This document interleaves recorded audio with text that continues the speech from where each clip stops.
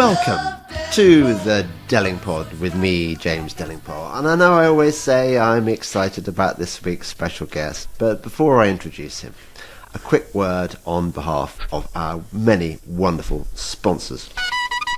Hello, today's sponsored ad is for an amazing Airbnb property in Greece. And I feel reluctant to advertise it actually because I've been there. And I liked it so much that it is the first place I've been to where my entire family said, we want to go here again. I've never been to a better part of Greece than Kardamili in the Marni, where you'll find this Airbnb. It sleeps 5 comfortably, and it's really, really well located. So to get for your morning swim, which is what I did every day, it takes about 5 minutes walk through the town. Behind you are the mountains. The sea is blue and very swimmable. There's an island you can swim to. I have never, and I've been to Greece a lot. I have never eaten so consistently well as I have during my stay in Kardamili. Every time we went out, it was an absolute winner. It is just heaven. So I will put the details below, and you are definitely onto a winner with this place. I recommend it highly, but don't too many of you book it up, or I won't be able to go back. Anyway, other matters. Please continue to support my gold sponsors and my vitamin pill sponsors, and all the other things I recommend. You'll find the details in the blurb below this one. And also, tickets are selling fast for my David Icke event in Manchester on the 15th of November. But there are still spaces, and it would be lovely to see you there. So consider signing up for that as well. Thanks. Enjoy the podcast. Ole Dammegard, I'm so excited to have. I know I'm not even pretending. I'm genuinely excited to have you back. Even though, because of the vagaries of I don't know, Balinese technology, I can't see your face right now. But I'm sure it'll come back at intervals throughout the podcast. How are you anyway? I'm doing good. I just don't get it. Why can you not see me? Well, you know, it's the internet, isn't it? And it's. Oh, no, but it's. Don't ask me technical questions. Let's start again, James, because I'm perfect here. Everything is perfect. I can see myself. It's being recorded. Yeah, no, but it doesn't matter because look, the point is it's recording at your end, and okay. and so it's fine. So I can hear you. That's the only thing that matters, really. I was just, okay. It was just pre-chat. You know, just sorry. People actually don't like. I know this because as a podcast listener occasionally, whenever I hear the podcast people talking about technical difficulties, I go, shut up, I can hear it, get on with it, stop being annoying. Anyway, what I wanted to ask you, Ole, was as soon as the Israel thing happened, I instantly thought of you. Now, was that a mistake? Or was I onto something there? Am I right in thinking that Ole's got something on this that I need to know? Because there's a lot about the whole Israel thing, which to me, I smell a rat. Well, I smell bullshit, so maybe that's sort of we're in the same area. Yeah. Do you know, it wasn't long ago since everybody was talking about the Ukraine. Yeah. Then suddenly everybody was talking about Maui. And nobody talked about Ukraine. Now everybody's talking about Gaza. Nobody talks about Maui, nor the Ukraine, nor other things. I tell you, if you are not aware of what's going on, please, I'm telling you, you're being played. We're up against an illusionist that is trying to divert the attention away from all the time something new, look left, look right, look like this. So to understand what's going on in Israel, it's very important to get a helicopter view of what's going on in the world and start seeing that things are actually connected. This is the reason that I've been recognized as number one by many on both sides when it comes to spotting bullshit and also connecting the dots. So to understand what's going on in Israel, you have to understand what's going on in Maui, but I'll be happy to go into just the Israeli part now if you would like that. Well, I'd love to do Maui as well, but we'll, and we can maybe mention Ukraine later on. But yeah, I suppose I'm particularly interested in Israel, not least because it's the current thing, as NPCs say, but also because it seems to have many people that have hitherto been on our side and have been wise to all this stuff that's been going on in the world. You know, people who are awake are suddenly buying into the stuff coming out of Israel. And I'm thinking, well, hang on a second. You knew that 9/11 wasn't done by a man in a cave. You knew that you knew about the Kennedy assassination. You knew that COVID was fake. So how come you're suddenly being persuaded that this time they're telling us the truth? Well, James, when you figure that one out, please let me know, because I don't get it either.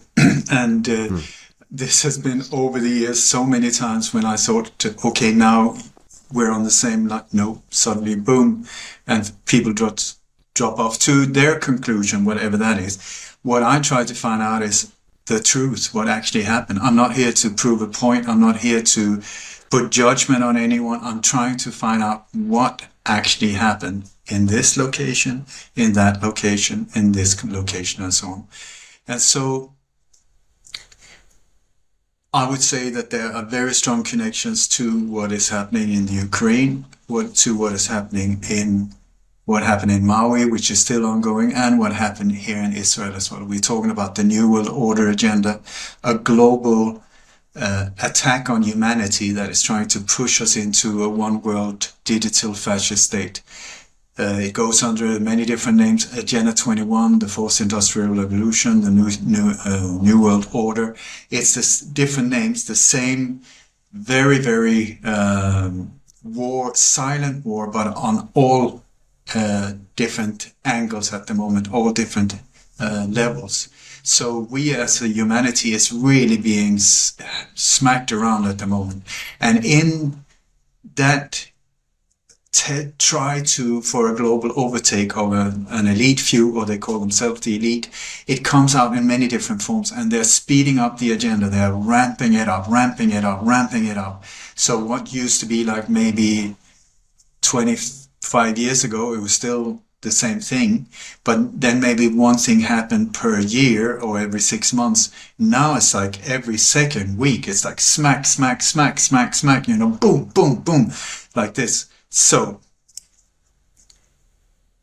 when it comes to Israel, for anyone who's been there, I've been down there. I've been to more than 50 different countries trying to figure out what is going on, what happened, what is, because what do I know if I don't really learn from all sides and also try to get a bigger picture of so-called conflicts.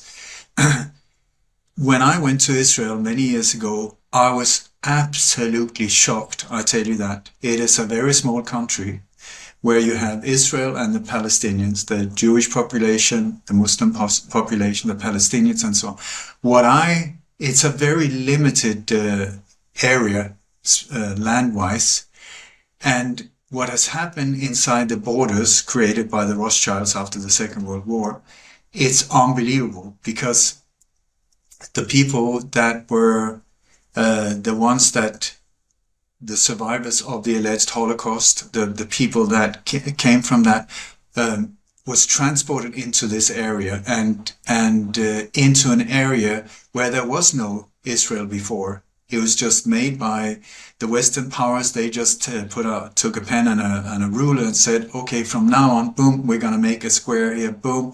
That would be for the Jewish population from around the world. Welcome to this. But nobody asked the Palestinians. Nobody said, are you okay with us doing this? Absolutely not. So when they started coming from all over the world after the Second World War to this little location, you would think that maybe people that allegedly have gone through absolute terrible times wouldn't try not to repeat the same pattern. But what I've seen with my own eyes, and so I've seen apartheid on steroids. I mean, you were talking about South Africa being bad. Israel was absolutely the same way, where the Palestinians were treated like absolute, I don't know what's it, but at least you can say it politely, second degree citizens, you know, like and half the wages they had to have identification papers on them at all times. Their cars had special plates on them, so you could always spot a Palestinian cars. They weren't allowed to date Jewish. There was a whole, like, real racism going on. And I'm not pointing at the Jewish population. Jewism is a faith. I'm talking about that there's a very brutal core hiding behind the Jews that are they call themselves Jews, but they're like this, pulling the strings behind it with a super brutal agenda.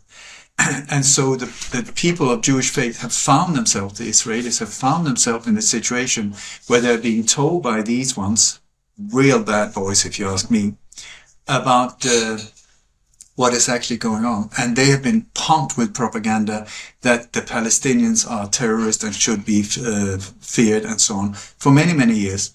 And so what happened was that instead of people starting to join in the same location within the same borders, saying let's try and become good neighbors and let's see if we can live in peace here, it was the exact opposite agenda that was being used, where the Palestinians were being pushed out, were being put in refugee camps in southern Lebanon, were being pushed out into the Gaza area there. You had the West Bank, you had the Golan Heights. They were being, every time something happened, they were being pushed like this.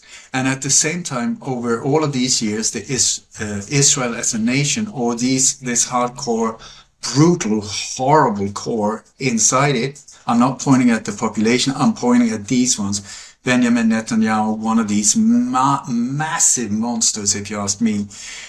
Don't listen to his word, look at the actions. Brutal mass murderer. But anyway, has been financed by the US and others with about $10 million per day being pumped in.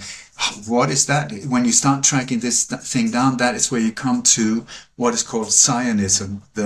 Many people with dual citizenship that are Americans in key positions, but also Israelis.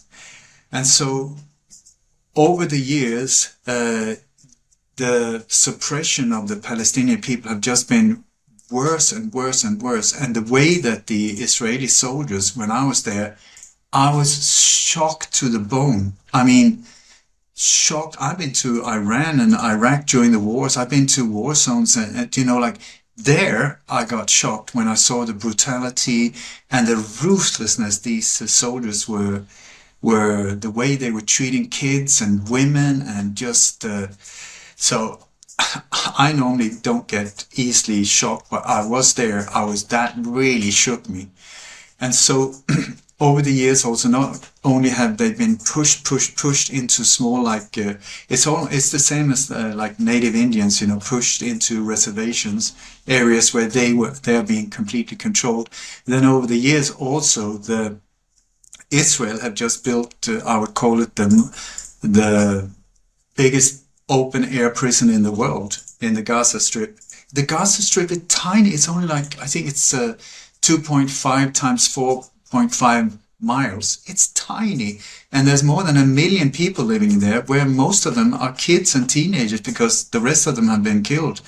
And what they've done is they turn off the water, the electricity, anything you know, has been cut off, and they've been living inside high walls with guard towers, minefield, barbed wires, machine guns, guards, you know, gated things.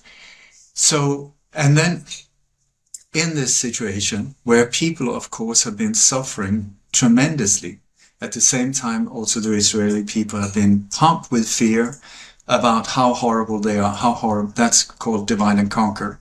And if you control media, which they do, look at the ownership of media and so on.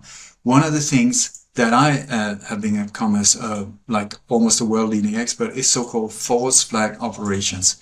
It's a psychological operation where the attacked one is actually the attacker. The attacked one is actually attacking, meaning that if they get attacked by themselves, but if they get attacked, that will then justify them whatever they do to retaliate, because we didn't start it, they did. But very often they're the ones starting it so that they get justified in their actions. And the Mossad, which is the Israeli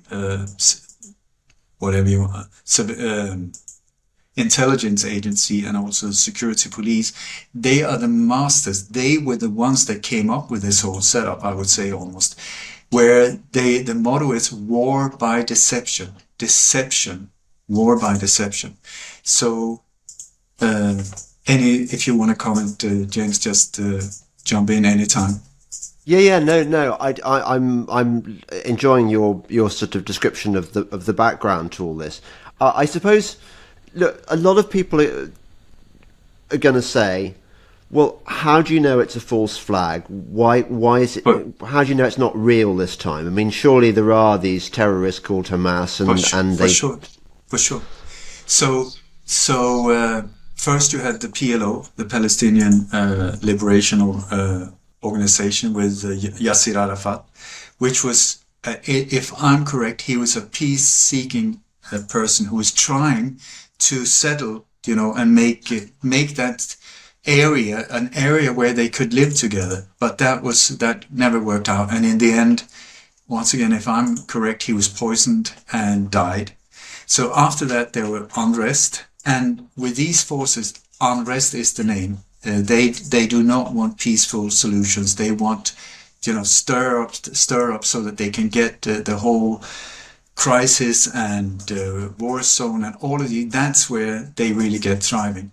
So in this area or era of unrest, there was a political force created called Hamas, who was officially a Palestinian organization. But actually, what I was told when I was down there was that this was completely Israeli funded, but from the inside, meaning that Israel, in this case, controlled both sides. And this is one of the things they specialize in.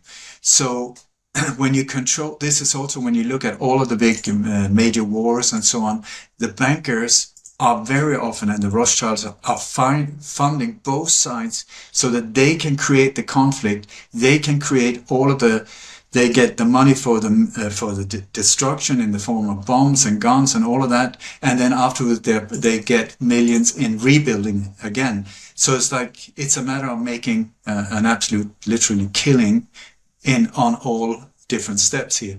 So Hamas, I would strongly suggest, not Palestinian. It is that officially, but it is an Israeli-controlled organism. So anything Hamas does to create a conflict very often could be both sides, that they are creating it to justify, because every time Hamas sticks up its head, the result is that Israel hits back and then pushes out more, take over with new settlements, take over with this whole thing.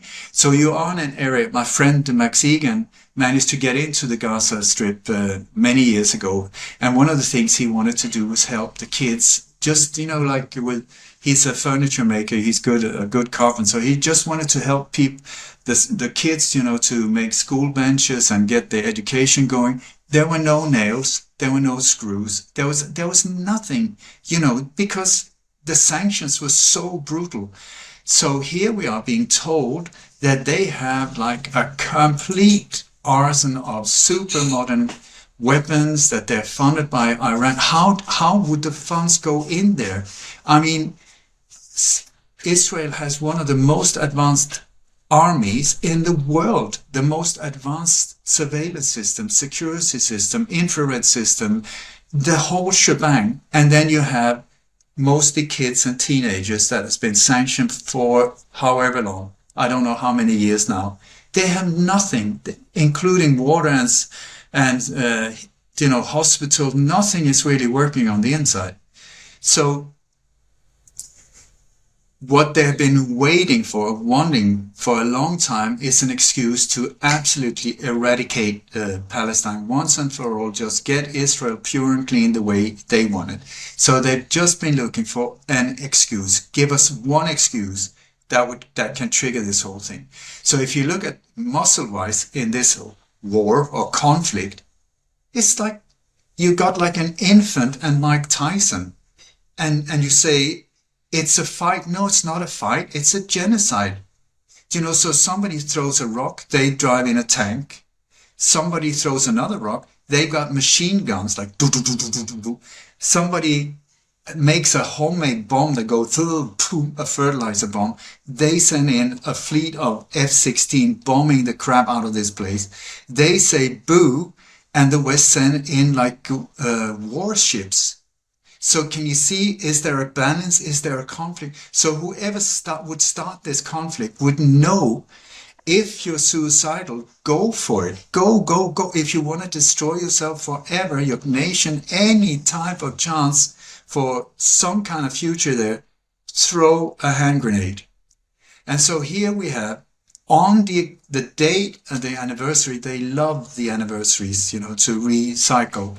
So on the day of the Yom Kippur War, many years ago, suddenly this happened. And at this point, for about 7 hours, this high security, everything, alert, boom, boom, even a mouse if that moved near the border. You have Israeli soldiers that have been saying this.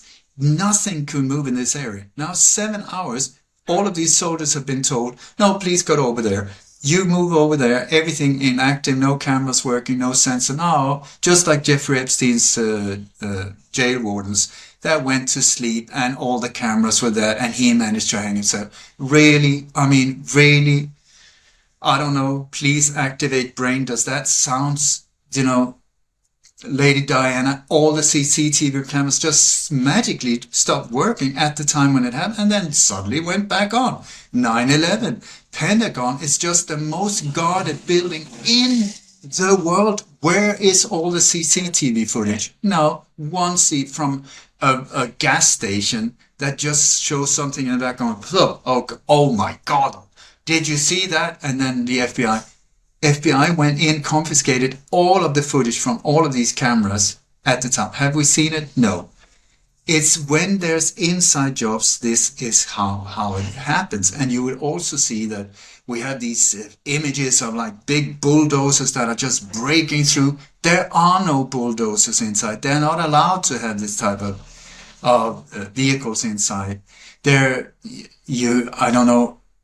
And so the media starts pumping out, and here's where it gets scary, because as far as I know, there's no sort of like if you or I would go down there, James, we would try and find a balanced, objective point of like what is actually going on here, to try and see both sides, what happened, who did what, and so on. Here we have, just like with Ukraine, just with these other areas, it's completely one-sided.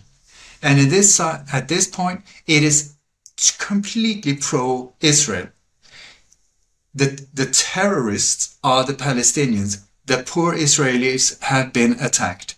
And then we have these, it's standard procedure. It's the same template they're using. Okay, women and children raped, and babies in incubators. There was this, and they used that in the Iraq war as well. There was a Saudi ambassador's daughter who was giving that whole story. Now we have it here. You always have like, there's live from BBC. And in the background, well, maybe it wasn't BBC, but you have this reporter with a helmet and bullet point because it's really, really dangerous. And then the background, the building, boom, that has happened. Is it the 5th time or something like that when these things are organized? Also, you have to ask yourself, you see footage and there's like a high-rising building. Somebody is filming that building. For any reason? No. And then suddenly, boom, boom, boom, it's hit by grenades. The one filming it was waiting for it to happen. And so these images could then be pumped out and once again justify the whole shebang. Then they go in there and they say, when all of this happened, I mean, I feel for all the people, the Israelis as well, that are in this horrible situation, once again, now in bunkers and fearing and freaking out and horrible, even more for the Palestinians who are mostly in the receiving end of this violence. So they were being given 24 hours to leave the area. I mean, how can you do that? If not, they would be bombed and so on. So they open a gate saying, go here, you can leave, go down south. And then they bombed that when people were on their way out. It's like, I tell you, when I listen with an open mind to what's going on, my bullshit detector is just like on red. Because there is no balance in what we're being told at all. And I would say, do you think they're completely suicidal? Do you also, Hamas, does that mean that every single person inside these walls agree with them? Absolutely not. Absolutely not. They're not interested. When you speak to people there, I've been in the area, I've been in other war zones. The only thing people want is peace, calm. Just let us take care of our family. Just let us have some friends and we can stay, have a nice life. Nobody's interested in wars. Very, very few people. And so here we have that Hamas did that, and that then resulted in absolute massacres and mayhem. I do not believe this whole thing for 1 second. Yes. Okay, so let's take it step by step, because I mean, I share your skepticism, and I've written pieces about this, and I've got pushback from Israelis inevitably, a certain kind of Israeli, the sort of Israeli who is, I would call a normie, who believes that 9/11 was planned by a man in a cave and stuff. So I think I don't blame them for thinking the way they do, because if you're so subscribed to the mainstream media narrative, you're never going to know the truth. But the thing that first sort of set my spider senses going was what you say, that this is the most heavily surveilled, guarded border anywhere in the world, and as you say, and as Israelis have been saying, because they've all served in the IDF in one way or another, and they've often served on these zones, so they know what the deal is. They know that a mouse can't get past without being detected. So the idea of people coming over on hang gliders, I mean, you think about the takeoff point. You think about what it requires whenever you've seen people hang gliding. You know all the sort of the rigmarole they have to go through before takeoff. So imagine how could the Israeli surveillance not have seen various people preparing hang gliders to launch an incursion? It's just not possible, is it? I mean, now, James, we're on the same page. We're sort of like logically also, how vulnerable are you in a hang glider? Is that a fast-moving object? I don't think so. If you're hanging out, they say, because I asked, okay, so from what high point did they start? Because you need sort of like a bit of a hill or a mountain that is not there to take off. No, they said they had these engines like a fan in the back. They are like this. Yeah. Okay, up against military personnel, they would take them down in 4 seconds. It would just be and down. Yes. But here, they're suddenly super efficient. The Israelis was completely surprised. It was like unbelievable. How? When you look at this from a logic point of view, it's like ridiculous. The narrative is like on a 4-year-old child's narrative. No, I shouldn't say that, because do you know what? When my daughter was 4 years old, I was sitting one day and I was looking at footage from the Twin Towers, where you had these two, the biggest, most strongly enforced buildings in the world at the time, that was just dustified by the impact of two alleged planes that are made of aluminum and then jet fuel. They were dustified, free fall, boom, like that. So my daughter came and she said, Dad, what are you doing? And I gave her the official narrative, because I'm a grown-up, responsible adult who have been watching mainstream media. So I told her the official story. Yes, 2 planes went like that, boom, boom, boom, and then this happened. She was 4 years old. She looked at it. Then she looked at me and said, Dad, I'm a child. I'm not stupid. Why are you lying to me? And then she took off and started playing. I thought, 4 years old, that is a mind that has not yet been messed up. So here we have NIST reports and all kinds of these year in and year out, when it does not take any, I would say, like how, if you can take a Coca-Cola bottle, no, a can made of aluminum, that's very close to what a building, an airplane, what the materials of an airplane. You got like 2 engines that is made. Yes, they weigh like 8 tons, something like that. But otherwise than that is aluminum, like a tube of aluminum. Then jet fuel, fair enough, that was supposed to dustify these massive buildings so that they just came down in free fall, no rubble. There should have been 30 stories of rubble, no, even with the pancake effect, all of that rubble dustified. What happened? Anyway, so if you can take a Coca-Cola bottle, empty it, fill it with jet fuel, put the jet fuel on fire, and then smack the Coca-Cola can into a concrete armored wall, if that wall dustifies, then I would believe the official narrative. Until then, it's like Alice in Wonderland, wake me up, because it's so not true. Yeah. Okay. So we've got the implausible hang gliders and the bulldozers that they probably wouldn't have been allowed in the Gaza Strip anyway.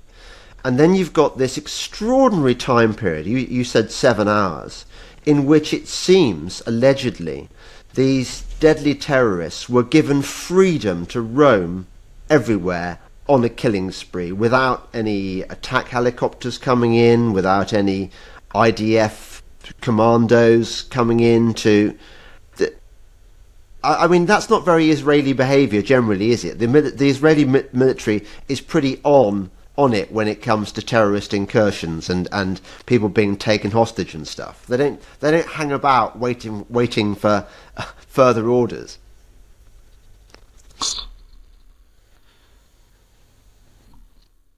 It's like, the Israelis are very, very, very good as military. When you speak to soldiers around the world, the Israelis are highly regarded, highly as being super efficient, super good.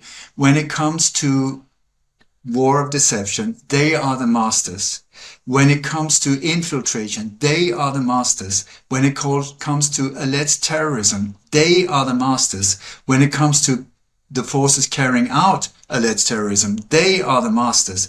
When I go around looking for what is named terrorist around the world, I've been to hundreds of these places, looking into hundreds of cases. I've been told they did it every single time. I tell you, it's not 95%. It's everyone I've been looking into.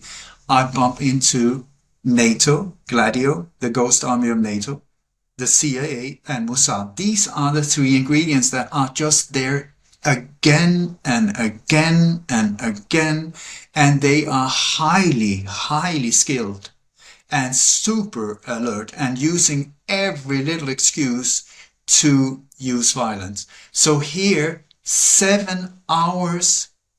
Do you know how? Let me time it. It's from now, and then I'll get back to you in 7 hours. It's an eternity. Yeah.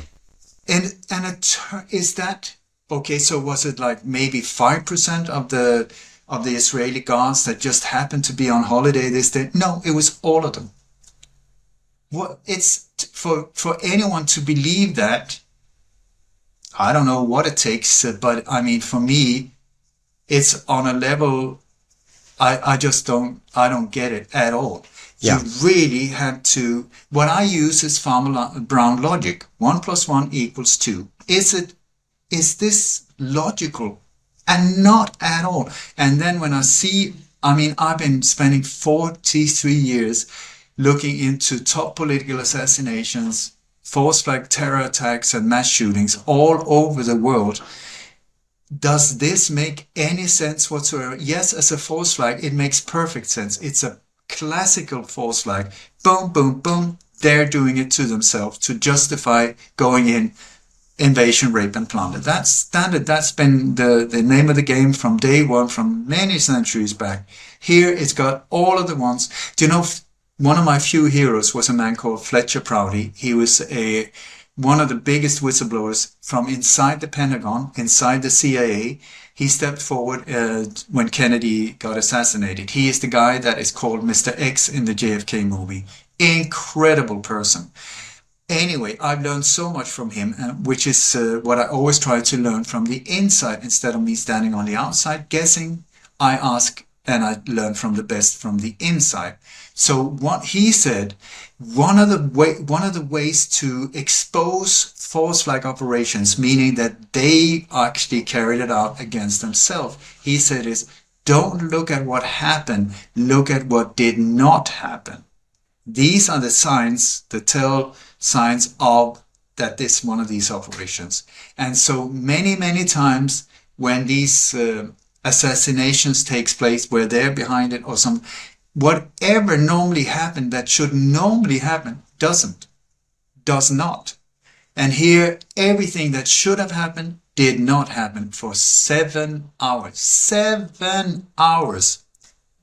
I mean, anyone that believes the official narrative, I would strongly say, think again, please, because people are suffering on both sides incredibly because there's this brutal force behind it. And because you are being taken for a massive ride by mainstream media that is controlled by very few, and many of them from the very same power structure, the same network in the background, that are controlling the outlet of the information.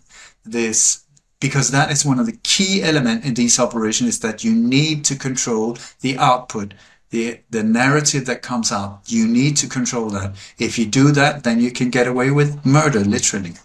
Yes. Well, we've laid the groundwork for skepticism about this whole operation. I want you to tell me a bit about something you've discussed quite often before. I think it's a fascinating thing, that increasingly so-called terrorist incidents are just essentially faked. They're just, you get crisis actors playing victims and so on. And this seems to be an increasing tendency, that whereas in the past you've suggested, yes, they really did kill lots of people, increasingly they're preferring to fake it. Can you tell me a bit more about that? For sure, it's been a journey for myself as well, because I was not aware of these things at all. Like in the 90s, I had no idea what a false flag was. No idea that I had been taken for a ride, and that so many of these wars have been started by false flag operations. So I believe that it was especially around 9/11 where the forces that are carrying out, I would strongly suggest that many of these alleged terror attacks and also political assassinations have been carried out by the same little power elite. They call themselves the elite, but they have a very brutal way of dealing with problems, and also how the strategy, the modus operandi. And so one of the things, it's mostly in NATO countries, but also you got through the CIA and the Mossad, they have been taking over country by country in many different ways, through staged coup d'etats, assassinations, hits by economic hitmen, or natural disasters, banking system also, where they can direct this whole thing. But we have the same structure behind them over and over again. That's why I thought I was looking at a massive global problem. Now I'm looking at the same group acting again and again. So one of the things that they had problems with from in the 70s, 80s, 90s, and so on was mothers of real victims. Because I don't know if you've seen that, but if you do something bad to a mother, she will become a lioness and she will not back down until she finds out what happened. So you have the mothers down in Chile and Argentina and these places where they gather to this very day, crying, trying to find out what happened to our children, these thousands of people that got murdered after these coups d'etats down in South America, guided or controlled by the CIA, most of them down there. Anyway, so 9/11, we're being told that about 3,000 people died in these two towers that just got dustified. Everything turned into dust. No bodies hardly. Everything just disappeared. And so the forces that were behind 9/11 starting having major problems with mothers. And in the beginning, there was quite a few mothers that died in car accidents, that was suicided, that got heart attacks and so on. But after a while, this number was starting to build up. And I think it was around there that somebody had, like they had meetings, I'm sure, and they were sort of like, how are we going to do? Because the more we do, the more mothers and also nosy people like myself are chasing down our tracks, trying to find out what's actually going on. And we can't stop these mothers. I mean, if there's like 69 heart attacks and 48 car accident, it doesn't work. So this is where I believe maybe they started earlier, but this is when I think that they really started moving this whole thing where sort of the crisis actor world got installed. What they were aiming for was to, instead of having to move terror around so that every time they had to carry out an assassination or an alleged terror attack or alleged mass shooting, and they had to go there and train people and get patsies prepared and all of that, if they could control all parameters, including the victims, then, and use it as a mobile unit, then they could just put them into, mostly they transported around in big C-130s, military Hercules planes, and they're just being transported from NATO base or American Air Force base around the world, and then carrying out the same script again and again and again and again. I call them the global tour of terror. I don't say this lightly. I have spent years tracking them down, and I had no idea that this was how they did it. Then I started seeing, oh my God, the same person in Melbourne as in London, as in Stockholm, as in Paris. What is going on? And then I started identifying more and more, and I started tracking down the planes. I started seeing how the whole thing was being set up. So what we're seeing is the result of what the CIA named the strategy of tension, how to inflict fear into the population through random violence. It is violence that needs to be random, not that there is a specific political target, because then normal people just think, well, they were going for this politician or that banker or whatever. It has to be random so that it will affect the population, so that we will be terrified and then accept more and more control, surveillance, cameras, militarized police, you name it. Exactly what we're seeing in the world the last 10, 15, 20 years, where it's just been building up. So the random violence is the reason they hit train stations, airports, also, places of touristic value, and buildings of symbolic value, also national value, so that it will affect as many people as possible around the world.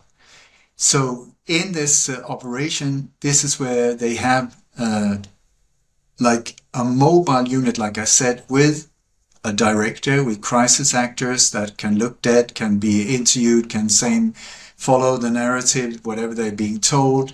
You have what is called controllers. You got bouncers that would keep normal people out of out of the way when this is being carried out. You got military experts, you got experts on explosive, pyrotechnics, film acting. You got a marketing unit also that is preparing the whole outlet of the narrative, which is the main thing, because it's set up exactly like if you were they were recording like a commercial for Fanta or whatever. But these staged events that are there sometimes, the stage events are there for where the product they want to create is fear.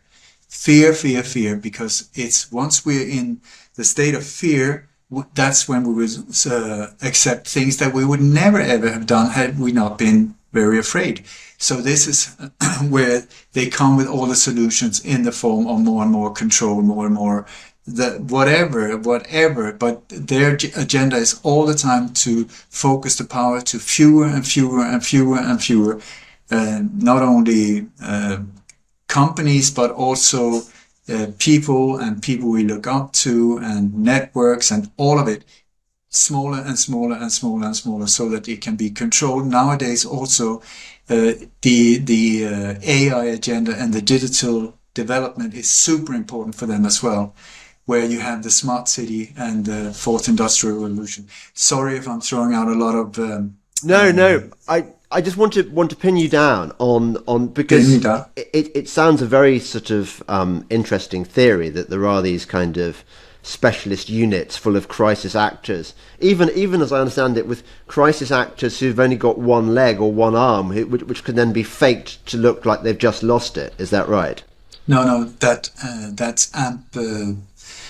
What are they called? AMP actors. Amputees, yeah. Yeah, amputees but they're used when they need really gruesome details, just like in war movies, so they use people that were born without a limb or a leg or whatever, or from an accident and so on, so they can use that. But crisis actors can be anything from people being interviewed after an alleged attack, or they can be the neighbor or the local priest or whatever being interviewed about an incident, but they're innocent. They're anything from that until like people lying, looking dead, or lying, screaming in the street. Crisis actors. And the thing is also with the crisis actors that it's a very small community, because this is the thing also where you can see them being recycled in that is how I'm not the only one. We many people that have identified people in the Sydney siege, as in Melbourne, as in London, as in Paris, as in Nice, where we see the same people turning up, the Boston bombing, the Sandy Hook, the same individuals that are being used.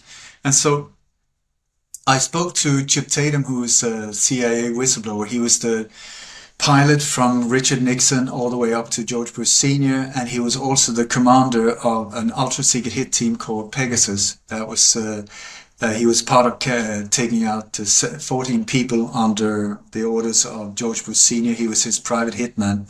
And anyway, he was also involved in so-called false flags attacks during his career. And so I asked him, because so many people ask me, how come that there are no whistleblowers? Why are there no people stepping forward saying, I was part of this and I did that and that? And Chip said, it's very easy. We call it management by fear. Okay, so I said, but how does it work? He said, for one thing is that what they're using are often people that are not too clever. All the good actors, all the good ones with good skills in theater and so on cannot be used because they've been part of school plays or theater plays or, ads for whatever, or in film. So these ones cannot be used because they would be too easily recognized. So often they just have to pick people that are not very good, which is great for someone like me because they suck at it many times. Anyway, so he said it's a small group that we recycle so that we don't have to do it again and again. And he said what they do is they get seduced by a lot of money because the funds are unlimited in this area, so they get well paid. Then also they sign NDA agreements that will, if they speak, if they even mention anything, they can get sued from here to the moon, or worse. And he said, then they're controlled at all times. There are these bouncers or controllers that are surrounding them. You can see often when an alleged terror attack happens, you got people that look like former military guys, often in civilian clothes, but you can see, the haircut, the style, the way they stand, that former military. The bouncers are looking out away from when things happen. When everybody else is turning towards the explosion, whatever, they're looking the other way because their job is to control that nobody of us normal people get too close. The controllers are there to control the group, make sure that nothing gets out from the inner circle. And so Chip said also, if they have any problems, like there's any tendency to mutiny or anything like that, he said it's very simple. We just gather the group and we say, okay, so before we start the meeting, I know that some of you have raised some concern about different stuff. And then they bring in somebody's grandmother or dog and they just cut the throat of them right in front of the group. And he said that takes care of business. And so management... That was his words, not mine. Whoa. His word.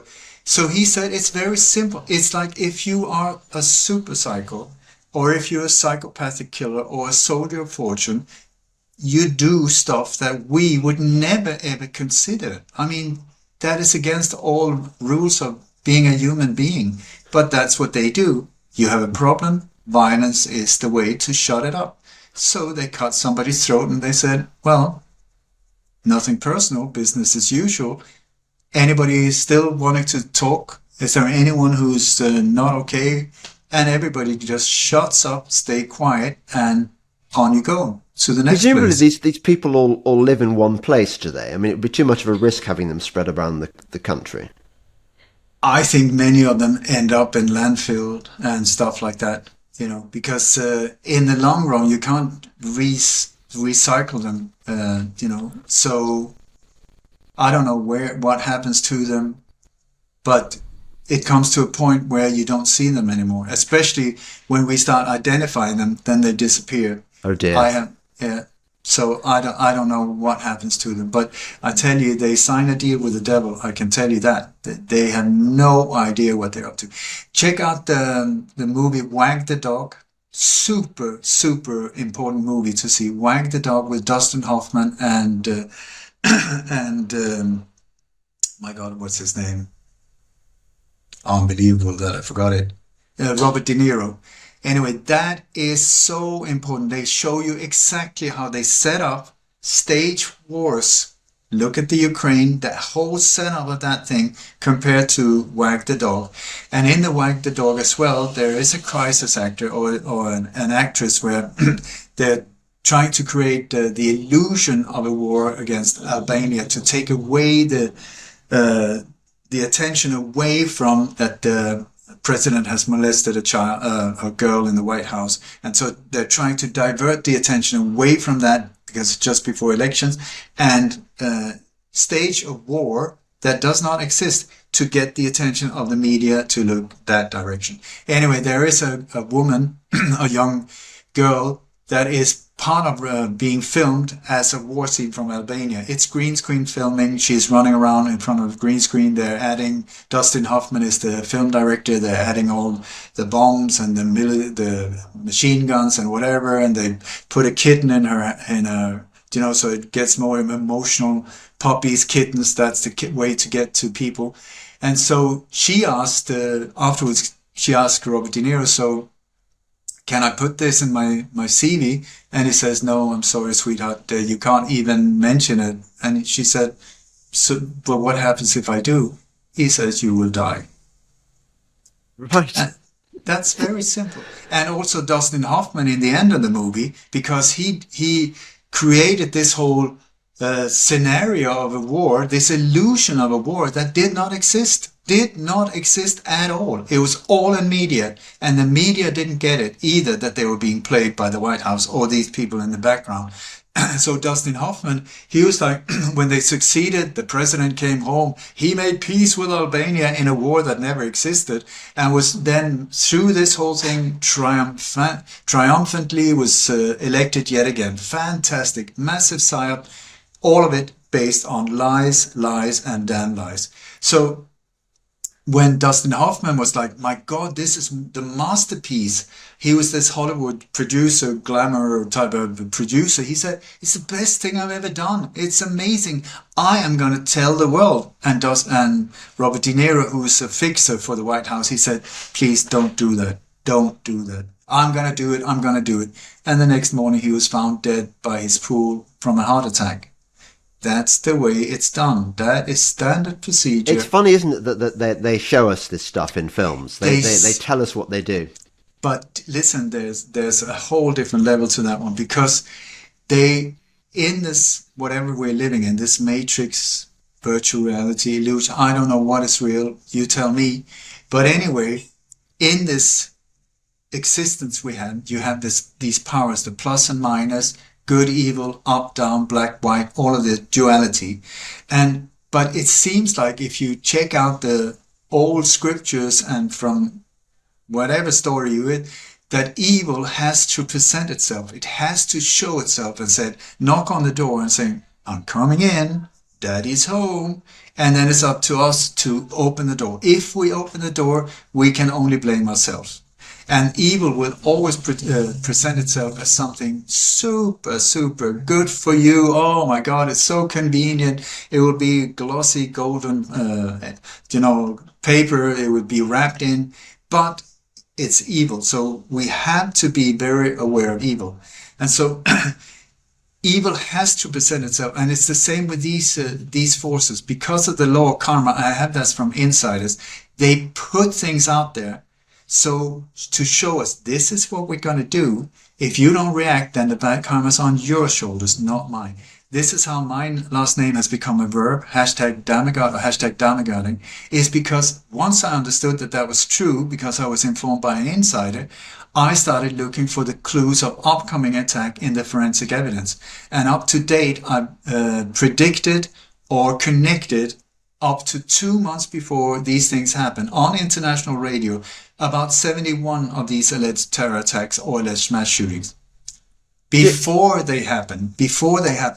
So when they present this whole thing, because the thing is with Wag the Dog, that is based on the Monica Lewinsky, when the whole setup with Monica Lewinsky that we were being told, but in the storyline, it's identical almost. But that movie was released 2 months before the Monica Lewinsky event even happened. So that whole movie, if you ask me, was a complete psychological operation to mess with our minds to prepare. Because also in the year after that Wag the Dog movie there was 3 illegal strikes in Kosovo, in Sudan, and one more military strike that was completely out of the blue on completely innocent targets, but where they were hitting very strategic points, where even the journalist in the end said, my God, it's just like in the movie. They were telling you, this is what we're going to do. We didn't react. Boom, boom, boom. While we were completely focused on looking at the Monica Lewinsky event that took months. Was it a blowjob? Was it not? Months and months, and the whole video was looking that way. It was a psychological operation while they were busy going boom, boom, boom. So did you foresee the Gaza thing? Did you have any advance? Sorry. Did you foresee the Gaza thing, or was that unexpected? It was completely unexpected. It was, for me, I was so involved with Maui and trying to do my absolute utmost for the people there. So I was so not aware. Had I been not focused there, because I very often check the dates and upcoming anniversaries of stuff like that. Now we have the Kennedy assassination here, 60 years in November. These type of dates, but also very often especially when there are these Israeli forces involved, or the people behind it. I'm not pointing at Israel as such. I'm talking about the ones behind this whole scenario. They love these dates when it's from the Second World War, the end of the Second World War, and also these different wars that they have carried out along the way, but very often on the same dates, again and again and again. The reason is some bizarre, often connected to satanic rituals and numerology and gematria, things that can be, I still don't really understand them. I just know that they seem to be very important for these individuals behind these agendas, Yeah. because they keep using it over and over again. Do you have any evidence that, for example, the attack on the rave or any of these other things, how real were they and how much fakery went on? The music festival? Yeah. Okay, so very good question. Because it's one thing to just speculate. It's another thing. When you, at 9/11, I go back to 1947. 1947 was the first time we saw very, very bizarre fires that had incredible anomalies. This was 4 years after Nikola Tesla was murdered at the New Yorker Hotel in New York. Yes, he was murdered. And they completely stole all of the drawings, all his inventions, all of these things. 4 years later, for the first time, the world saw the Maine fires in Maine, M-A-I-N-E in the US. Maine fires. Check them out, 1947.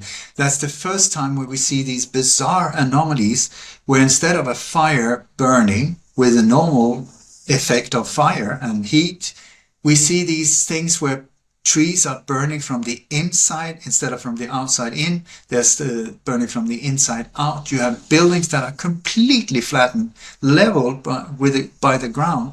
And next to them, there's a green bush, completely untouched, and lawns and stuff. Only the building, like super, super laser-like precision, where there was a major area, I think it was 9 hectares, like many, many people were killed and the houses leveled and then rebuilt as what is called Millionaires Row.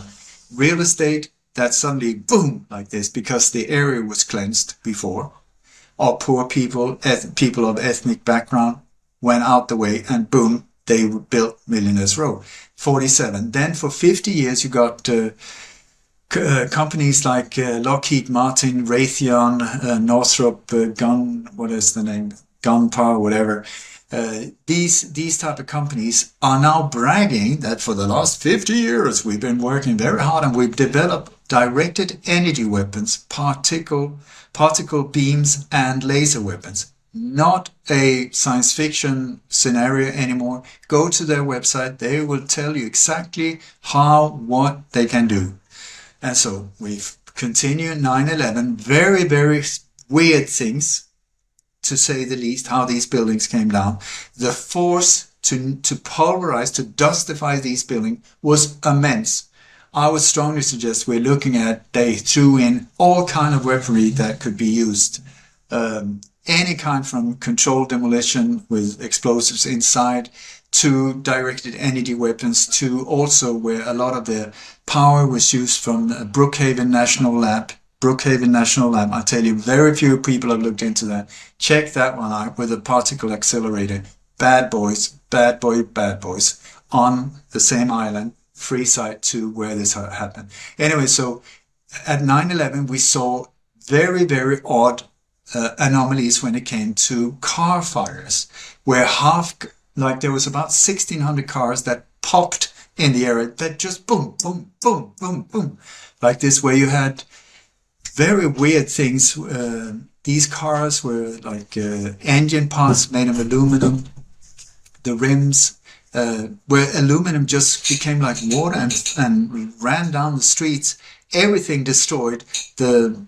The glass melted, like in fires where normal fire cannot melt glass like that. You cannot. Aluminum, you cannot.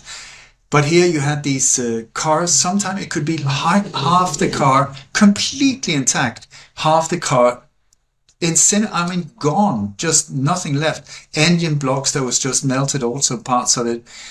Bizarre tires, everything that was in what seemed to be in contact with metal was just heated up to incredible temperature. At the same time, the asphalt underneath it completely intact, and a car next to it could be completely untouched, and this one, nothing left. So 1,600 cars there. Then over the years we started seeing, oh my god, directed energy weapon attacks, because that is exactly the effect that can cause these type of anomalies. Nothing else, not a normal fire. You cannot get these things. Judy Wood is one scientist that have done an incredible job around 9/11, pointing out, she's not pointing fingers at who did it, she's saying, look here, look here, look here, look here, and look here. Absolutely impossible. This is what would make it possible. Then we go forward, then many places around the world, they've started a lot of fires, very odd fires with the same anomalies, trees burning from the inside, buildings being absolutely leveled with the ground, cars they're just gone, people inside them gone, there's nothing, rear lights, anything that is not metal, gone, melted glass, the rims are melted, everything gone. And so you have to ask yourself, what is being used here? You had the Paradise fires, many of these incidents. Maui, let's not even go there. That is such a perfect example of the effect of directed energy weapon. Breaks all rules when it comes to normal fires, all of them, because it's the other way around. And directed energy weapons is not super advanced technology. It's just like you have a microwave at home maybe. The only thing you do, open the lid and then focus the energy. That is what you do. And then you amp it up like with 1,000 times, 1,000,000 times, and you turn it into a weapon. So in Maui, we saw the exact same bizarre laser light, how they just level all these buildings, lawns next to them, completely green, blue objects, completely untouched. And then we had the Luton airport. Once again, that car garage you had in Liverpool a few years ago, I think it was in 1918 or something like that. There was about, I think, 1,200 cars in Liverpool, completely fried, the concrete floor. Somebody was just testing, playing around like this, also to divert the attention away.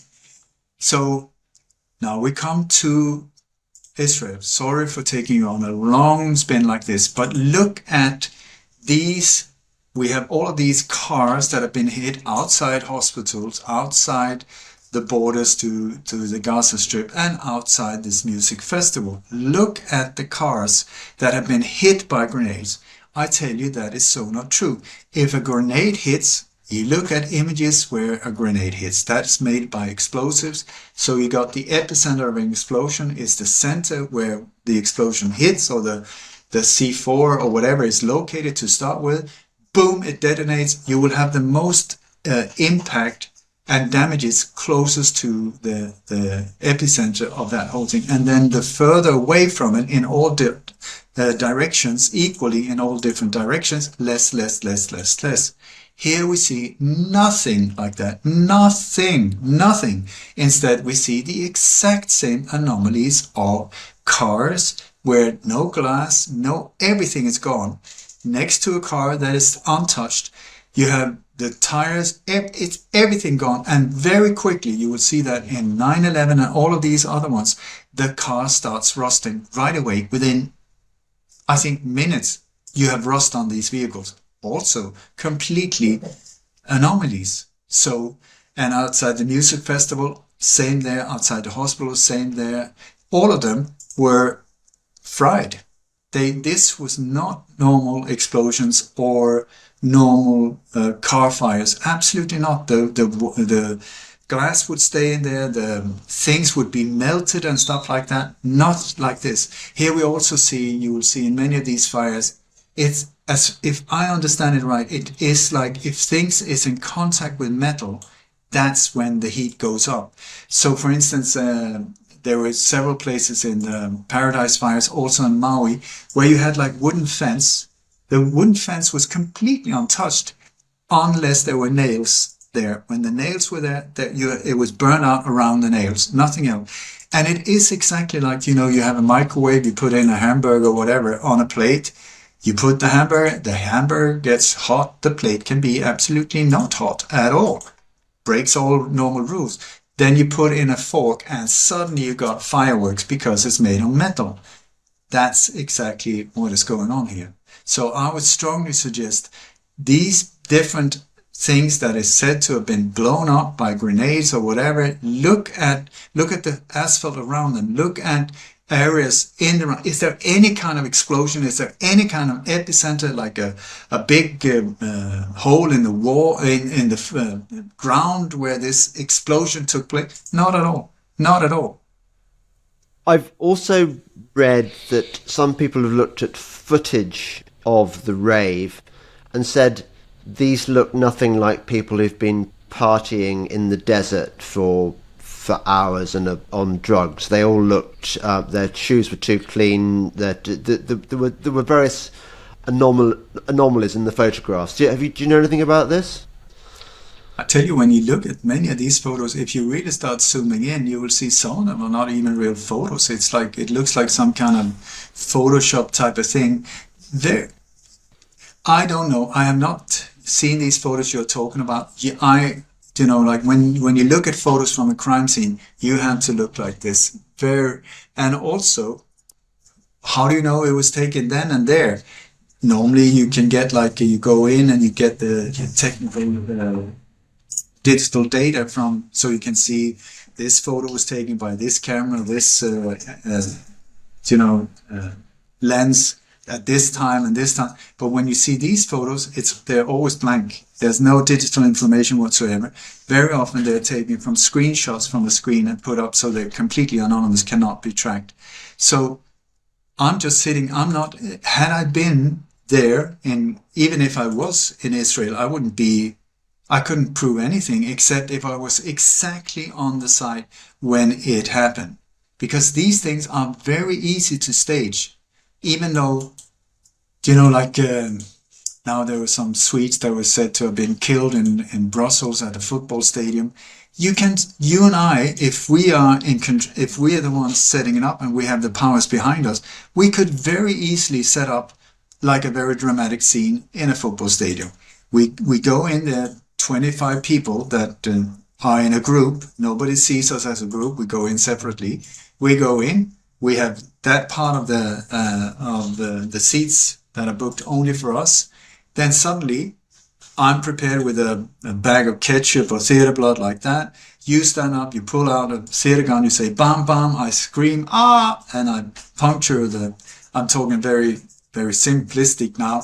I puncture the ketchup bloom, I fall down. Suddenly you've got, like, in these cases, the police, the SWAT teams, the emergency, they're always there within seconds. So they come, everybody sees, oh my God, what happened there? Like 30,000 people in the stadium, they heard the shots, and then they see on a big screen, oh my God, he's being carried out on a stretcher. I was there, I saw him getting murdered. No, you saw somebody puncture a bag of ketchup and being carried out. If it is one of these operations, it could also be a real event, but it's so hard to know, especially when you cannot trust mainstream media, which is very hard nowadays.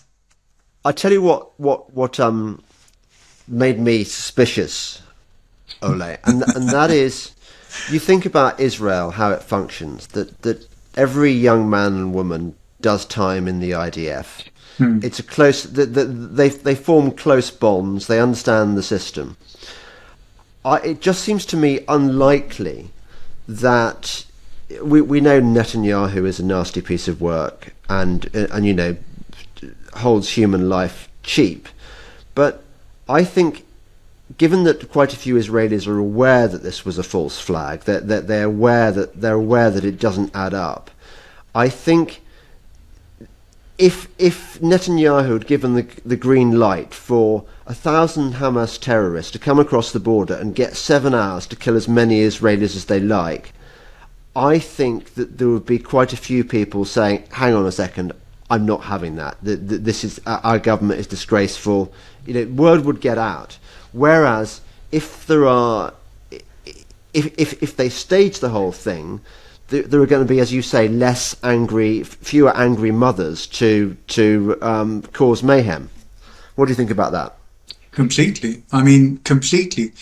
We normal people mess it up for them. So they need to get, away from causing these type of things, because also, like, these mothers, they never give up. So that for the next 30 years, they're going to track them down. So this is not good news. Nowadays, since our concentration span is so short, now we already forgot about Lahaina, we already forgot about these things, because it's the breaking news, there's a cat up in the tree, no, we're blowing this up, oh my god, it's Vietnam, oh no, it's Japan. So they count on that. That's what I'm saying. Something soon is going to come and divert the attention away. The more of us that becomes aware of, like, oh my God, this really stinks a long way, which is what is going on in Gaza. So they need our attention away. How can they get that? They need some drama. Something's going to say boom over here. So the media will have an excuse to look that way. And most so-called journalists would just follow. They would think that they're doing a good job, not having an idea how easy they are to be played. I used to be a journalist. I know it from the inside, but I was from a time where there were some real journalists. I mean, I don't see any real ones except individuals like us that are trying to do our best. I would love to just kick back and jam and have a cold beer, but what the hell, nobody's doing anything that should be doing it. So we have to do it ourselves. But apart from the suspicious cars that are burned in a kind of way that's not characteristic of grenade attacks or whatever, do we have any other? Is it purely our supposition, our speculation that this was a kind of there were elements of this operation which were faked? Do we have any other evidence? What do you mean by evidence? Because the thing is, for instance, if I had said all of these Israeli soldiers for 7 hours they were over there not doing the thing, if I had said that, it would sound absolutely crazy. Now it comes from the inside. They say it. They said it. Yeah. So suddenly, that on its own, what on earth are the chances? That is unheard of. Unheard of. Let me repeat that again. And so when you start seeing the build-up of these operations and how they're carried out, and you see the exact same scenario once again and again and again, breaking all rules of normal logic, then you have faked images. I can show you. I can't share your screen now, but I can send you somewhere you can look for yourself. And just like, this isn't even a real image. This is just, it looks like a photo, but once you zoom in, you see it's not. And then you have these. Please explain these anomalies with these cars in any other way. Does the official narrative is that we're looking at this from it's as a crime scene. I'm not putting any judgment there. I look at a crime scene. What could accomplish what happened here? And you see, normal explosives could not. The official narrative said that was explosives. You look at the characteristics of the crime scene. Not at all. It doesn't match. It's the exact opposite. Okay, so what could accomplish damages like this? And we're looking with that type of technology is, as far as I know, the only explanation of these anomalies. So then you have to ask yourself, well, who has this type of weaponry? And that's when you start coming up. This is not what somebody, Mr. Jones has got down his back pocket. Absolutely not. This is high technology on a very high level. So who had that? And why was it used here? And by who? You have to ask yourself these things. And then it's sort of like, can I prove it? What is proof? Would it hold in court? Absolutely not. But it would, I hope, be enough for people to say, wait a second, before I just swallow this and just like, yeah, for sure, I'm buying this without any critical thinking.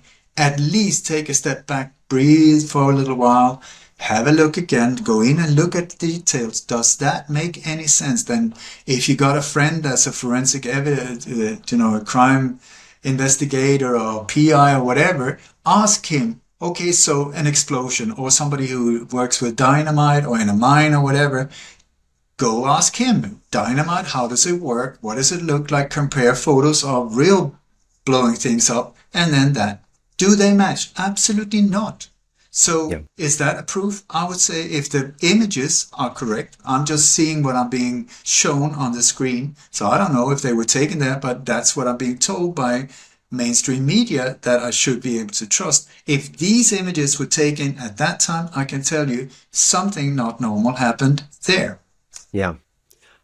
There's a problem, of course, that people like us have in persuading sort of. Listen, James, I'm not here to persuade anyone. I'm not interested in persuading anyone. You asked me to come on. I'm here at service. I've spent 43 years of my life. Who has paid me? None. I'm here trying to make peace on earth, get this world back in balance because we are off track, if you hadn't noticed. And I and many others have been standing, hello, something is going on and it's not looking good. It's interesting that I hadn't really thought about that before, that the word persuade is in itself loaded. And I suppose it is. I suppose that that Edward Bernays would have been in the persuasion industry. What I was actually warming up to was asking you something that's puzzled me. Okay, so with regards to the Gaza rave incident, my brother, who is as far down the rabbit hole as me, has a friend who was out there when it happened and spent his time cowering in this bunker nearby, hearing first of all Arab voices and then many hours later Israeli voices, and when they were finally rescued, and he had a kind of traumatic time in his bunker. But the line that I heard was, he said, yes, people were definitely killed. The people next to us were people in the buildings next to us or whatever. It's quite hard to, and before I let you speak, another example. My wife assures me that she met somebody in her office who swears blind that she knows somebody who was at Sandy Hook and who was killed at Sandy Hook. How do you explain these seeming real life seeming proofs that these things actually happened and that real people died, etc.? How does that work? Have I said that people did not die in Gaza? I have not said that at all. I've said that a false flag operation is a psychological operation where the attacked one is actually the attacker. Many times in these operations, even in so-called false flag, including crisis actors, sometimes the more dead, the better, because the numbers add to the emotional impact, and that will then justify a harder game. But many times, the ones carrying out these operations are actually killing themselves, officially their own people, to get the numbers up there. They couldn't care less. We're talking about not somebody with a national We're talking about psychological killers that are in a power attempt to take over massive amounts of areas in the world. So I have not said in any single word that nobody got killed. I'm sure a lot of people are being hurt on both sides and killed. And you have to ask yourself, though, where is the violence coming from? Where's the violence coming from? What kind of weaponry are being used? Is it from inside these walls that has been sanctioned for many years, where you couldn't even, when my friend was down there, they didn't even have nails or screws to make benches for the school? Is that where we talk that they have heavy artillery and you name it, whatever?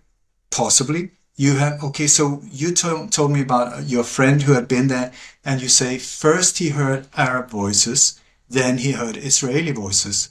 Okay, nu pratar jag svenska och I can also speak Danish. Vet du vad, förleden dag där var jag där, I can speak Bahasa, saya tinggal di Sanur, nama saya Ole, I can speak Spanish. Me llamo Ole, ahora estoy discutando Okay, so what does that prove? Absolutely nothing. Especially not in a situation that is by forces possibly the masters of war of deception. And in a small little area like that, speaking Arabic and Hebrew, that's nothing. So yes, of course, if it's a real event, it would be the Palestinian terrorists. Did they see them? No. Did they see, if you go back in time, who was the one that blew up the first ship of Jewish immigrants that came right after at the end of the Second World War? It turned out it was not a Palestinian. It was an MI6 agent. Okay, then who blew up the hotel, the Ben Gurion Hotel? It was people Benjamin Netanyahu was directly involved in, family-wise. So what is going on? War by deception. And so was people killed? Possibly, I have no idea. I'm sure a lot of death and damages are being done as we speak. It's horrible, horrible. And we, the normal people, not depending on faith or color or skin color, whatever, but as being targeted by these forces that couldn't care less, even though they say they're on our side or their side. Not at all. They couldn't care less. We're all being victimized by them more. You know, so that was that. And then you went to Sandy Hook. Sandy Hook, I was part of publishing a book called Nobody Died at Sandy Hook. It was the first book banned by Amazon. You can download it for free on my website. And that is like, I think 8 or 10 PhDs, very highly respected researchers and PhDs from around the world, who have looked at the Sandy Hook thing step by step by step by step by step by step by step. It's about 400 pages. Read that one and then come back to me. So I also have a problem because there's especially one mother that are doing TED Talks about her dead son and so on. I can say like this, if anyone died in Sandy Hook, you can chop off my right arm. I stand by that. So how was it done? That is a whole different ball game. And please read that book, go through the whole thing, then come back. Let's talk again. Yeah, no, listen, you don't need to convince me on Sandy Hook. I'm not trying to. What you need to do is I'm genuinely puzzled how my wife could have met in her office somebody who claims to. I mean, how can that possibly be? How can there be people? How does it work? How come there are people out there who relay these lies? It's a very, very good question. I cannot answer there. There are things called MK Ultra, these type of things. I don't know how they work. Because, for instance, this mother I'm talking about, who's giving TED Talks about her son, I mean, she sounds completely honest, completely true. And also she is in a group where one of my friends are close to her, and she completely believes her. I'm just saying, after looking into that whole thing for thousands of hours, I tell you, that whole thing was not a real event. So how this whole thing, I'm not sure how that plays out. I do not know. Right. Can I ask you? I haven't heard you. Obviously, this is a much bigger question than to throw at you at this point. But the Manchester Arena bombing, that was presumably a fake. Did anyone actually die there, or? You're really taking some difficult. The marina, the Manchester Arena had the signs of a false flag, massive signs. Yet again, you have a lot of victims, and you have a lot of families around that. That is a real mind tricky thing. How was this carried out? How were they able to do it?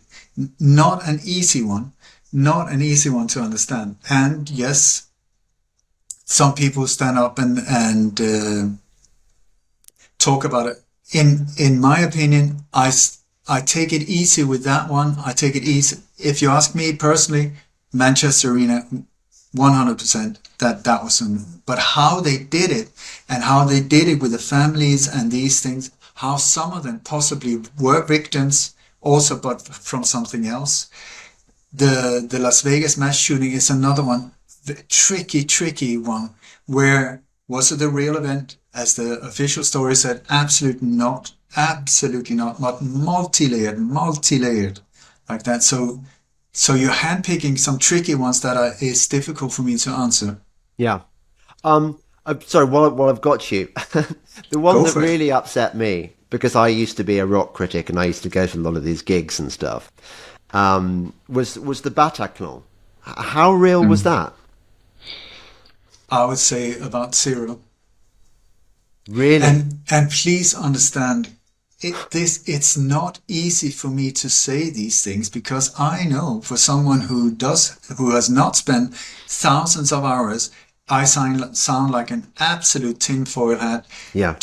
up in the sky. So I it's not easy for me to throw these things out. Yet again, I've been interviewed more than 1,100 times. So apparently, some of the things I say make sense. Otherwise, I wouldn't have been welcomed back so many times, and also by major shows around the world. Bataclan, I even been there. I was there right after it happened because that is one of the things I tried to while I was in Europe before we had to escape. Was to, when something like that happened, either if I was suspecting it, get on location before and try and stop it, or get down there as soon as possible. I tell you, James, shit scary. I kid you not, because these operations, when they're operations and not real terror attacks, then the forces that carried it out are still in the area and Yes. are marking the area, not wanting people to get close to look into these details. And the Bataclan was one of these. I tell you that it was a very scary experience for me to be there. But once you start taking it step by step by step by step, I've done many, many interviews where I take it step by step. Like I say, I'm not here to persuade anyone or jump to conclusion. What I normally do is I put hundreds and hundreds of hours into PowerPoint's presentation where I just say, look for yourself. Look here, look there, look here, look there, look here. And then I tell you, most of the time, people are just sitting afterwards like, what how could we buy into this? Because once you start seeing it, once the veil of is being pulled to the side and transparency start appearing, you start seeing, oh my God, this is unbelievable. How could they pull it off? How could they put it off? And so the Bataclan is a big one. I'm in the process of making a series of documentaries that I hope will one day be aired on well, good luck with that, but the aim is Yeah, right. Netflix. Netflix, by the way, who was one of the founders was Edward Bernays' nephew. There you go. So we're back into the whole manipulation business, but that is a platform that reaches a lot of people.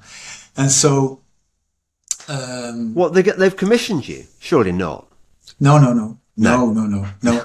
But I've been contacted by film producers from different areas, and I would very much like, and I made one documentary already that as part of we call it the Global Tour of Terror, where I go on location and just debunk it step by step by step by step, so that people can see for themselves, comparing with the official narrative and then what we find on location. And so the Bataclan was a major one. I mean, for people who can't maybe don't remember, the Bataclan was just one of 5 or 6 different targets that day. There were a series of cafes. There was the stadium, and there was the Bataclan, the music theater, the Bataclan. But I tell you, if you ask me, like, since it's only you and me here, Yeah. I would say in my world, 100% absolute staged.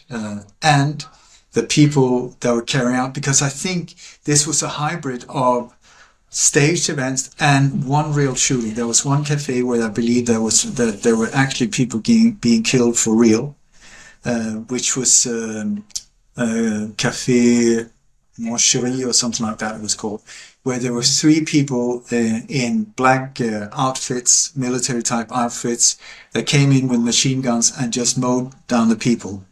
And within seconds you had SWAT teams coming in, dressed but with masks. This is very often how they do it. They go in with the real shooters that are like professionals, that are dressed just like the SWAT teams, but without the mask. They do the shooting, they duck down, complete chaos, SWAT team comes in, say the SWAT team is maybe 12 people. When the SWAT team moves out, they're 15, because the people that have done down just put on the mask and they look like one of the SWAT teams. And that's how they move out the real killers from the state. Only 3 days after the Bataclan shooting, there were 3 shooters in San Bernardino in California. The exact same description of the shooters in that place there, which was also one of these staged ones, that were then blamed on a Muslim couple. Absolutely not what the witnesses saw. So we're back to the global tour of terror, how they're being transported. The shooters there got on a plane and was transported to the next gig, which was San Bernardino. Wow. I think that this is the third time we've done a podcast together, Ole. And what's interesting is how much my views have progressed since we first started. So when I first did you, I was like, this guy is really out there with some of his, I mean, meet Ole, guys. He's strong stuff. And now I'm thinking, this all makes total sense to me. But I see that from a kind of normie perspective, what you're saying and what I've been hinting at is anathema, because what we seem to be doing is making light of people's tragedies. I think it's part of the psyop that people like you and me are marginalized as people who are insensitive, we don't care, we are trivializing death and destruction. James, I tell you, I don't know a more caring person than I am. I tell you that.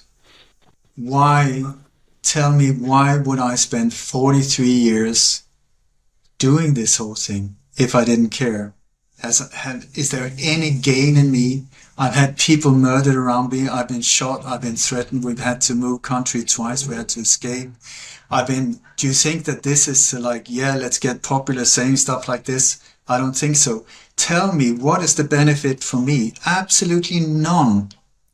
But it is, I care. I really, really care. And sometimes I've been to many of these places where people have really died, like the mass shooting in Norway. Why have I gone to all of these places? Why have I put myself at harm's way? I was almost arrested in Norway. I was almost deported from this country. I mean, this is not a comfortable position to be in. Why on earth do I not just shut up and because I do it because I care. And sometimes I tell you, it almost like the souls of the real victims are calling me saying, please, please, give us peace, give us healing, help our families and friends, understand what actually happened. Yeah. No, I wasn't really questioning your integrity, Ole, so much as I've noticed, for example, I don't read the newspapers, but I occasionally glance at copies that are hanging around. And I saw, for example, I think it was either in the Sunday newspapers or possibly on social media, and the latest round of Israel-Gaza was articles saying, we talk to the people who had to deal with the bodies, and we hear their testimony about how tortured and mutilated and burned and whatever they are. And I was thinking, this is just so... It's cynical, it's so ugly what is going on here. You've got the media complicit in this process whereby it goes, you, the ordinary members of the public, may think you've had enough horror, but let us give you a bit more horror so that we can make sure you're really, really, really upset and you carry on being upset. Either it happened, and it's horrible. I mean, it's suffering, it's horrible, horrible, horrible. Either it happened and was used as propaganda, once again, to get the emotions up. It's normal marketing. You were talking about Edward Bernays before. Many of these things, it's just normal marketing. Here, they don't try to sell you a life insurance. They're trying to sell you something else, which is get upset, get upset, get upset, so that you don't think, and it will justify us hitting back. That, or These are real reporters that are talking to real victims that have had real relatives killed. Horrible, horrible in any way. So, but you have to ask yourself, when it's so one-sided, at least as far as I've been able to see, it's like a massive, massive push, like around the Ukraine thing. Please watch the dog, wag the dog. Please watch Wag the Dog, Robert De Niro, Dustin Hoffman. See how that whole thing was built up, where a lot of the footage for a long time was not even real footage that's shown up. Some of it was from a computer game called Mega War 3, I think it was called. Some of it we were seeing, okay, this is happening right now in Kiev. No, it was from a gun show in Houston. Now it was from the Ukraine in 2013. I'm not the one saying it. This has been exposed, and so you have to ask yourself, when big stations like CNN are using that type of footage, apparently without checking their sources, you have to, like, what on earth is going on? Or are you doing it on purpose because you're trying to push an agenda? Once again, look at mainstream media in the US. There's 96% or more owned by 6 owners. I think they're down to 5 now because they centralized the power to fewer and fewer and fewer and fewer. So can you believe if the same forces that own media also have a lot of interest in the military-industrial complex, that also has a lot of interest in the vaccine industry, that are changing billions and billions and billions of it, would they be interested in giving like an objective point of view, or are they trying to push their agenda for their benefit, where we're the ones that are the victims of the whole thing? I tell you, when you look from that point of view, it's like, it's very, very out of balance if this is supposed to be objective news. How complicit do you think the individual reporters and Not at all. editors are? Not at all. Not at all. I used to be one. I had no idea that I was controlled. No, me neither. I only noticed it one time, and that was it was about a family where there was some thing about the authorities and the child and something like that, and I was writing the story.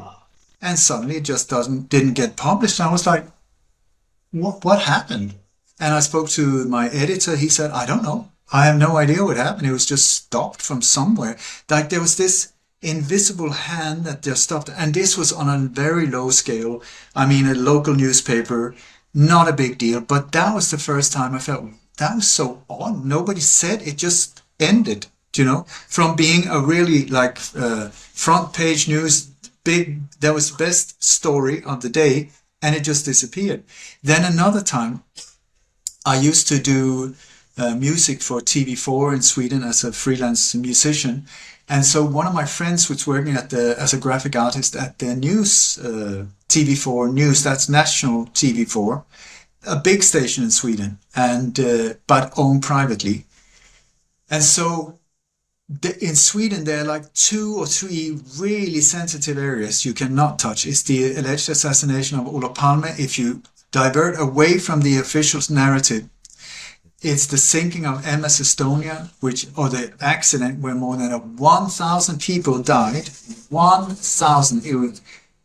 She was blown up and sunk.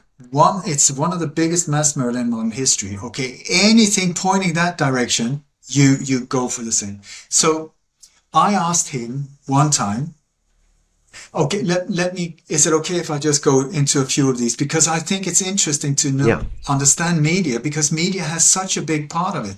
Yeah. So I spent 12 years on location looking into the alleged assassination of the Swedish Prime Minister. And then I love your thing on that, by the way. I've listened to it. It's an epic.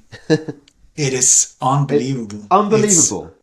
It is unbelievable. But anyway, so one time there was you had the official narrative, the patsy. And once you start looking into it, it doesn't make any sense whatsoever. I don't care if there are official sources saying it does. It does not, just like JFK and Oswald. Makes no sense whatsoever. So there was this documentary made in Germany that pointed to a completely different area of where they also named certain police officers, right wing, that have been very central, close to the place. So I went to, since I sort of was on the inside doing the music, I went to there were these hard-hitting journalists that really digging, we are looking for the truth. And I went knock on the door. And I said, and one of these guys that I knew from TV, he opened and he said, hi, how are you? I said, great. I said, I have something that might be of interest. And he said, what is it about? I said, it's about the assassination. He said, so is it the official narrative, the official version? I said, no, it's about the police connection and certain of these things that many witnesses saw. And so he said, thank you so much, but no. I was like, wait a second. I said, here's the VHS cassette. Please, you take it, you watch it. If you think it's crap, dump it in the waste bag. But otherwise than that, maybe it could be of interest. He said, no, we have our company policy is there's so many different theories. We had to focus on one. So we went for the official narrative. And I was like, what kind of journalist are you? That's not journalism at all. A journalist is like, yes, this is where we focus, but if you have something that could be of interest, let me watch it, let me see it, let me dig into it. No, absolute crap, dump it. So that was the first time where I just felt I'm up like a glass wall. And then I spoke to my friend at the this graphic artist, because he had his job was often to go 4 a.m. in the morning and for the morning news at 7, so he did the graphic stuff like that. And he said every morning they had a meeting and they were going through, okay, we start with this head news and blah blah blah blah blah, you do the graphics here and maps here and whatever. And he said it was so strange because normally it was like ordinary, the crew, the in the office were the same people. And a few times he said there were these people like men in black, anonymous people sitting in the background. And it was every time when there was around MS Estonia or this case. And he said one time, like the main editor, he was we're going to start with this. We found some new discrepancies about this accident. And then he looked at these people in the background, these anonymous one that nobody knew who they were. And my friend just saw that one of them nodded like this or shook his head or whatever. And so the editor just changed his thought. No, we're going to, okay, let's go for we got a cat who's got stuck up in a tree. The fire brigade went there. And he was like, what just happened? Because not a word was said. But the ones in the background was in power, and these nowadays has been exposed. They were part of the Swedish psychological defense. It's called now. It's called MSB, which is a Swedish type of FEMA, more or less.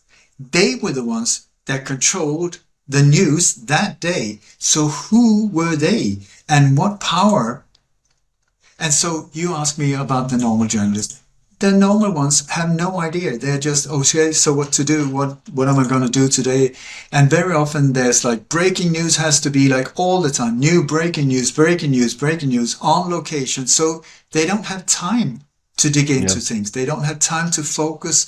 They don't have time to get a bigger understanding on a bigger picture. It's just like, okay, this sports star has a knee injury. What has this celebrity had for breakfast? X Factor, Idol, and boom, that's how it's controlled. Yeah.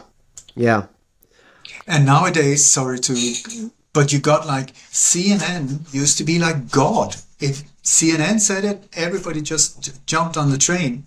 And then you have images coming from Reuters, Associated Press, Getty Images. Nobody questions them. All they're Rothschild owned or controlled.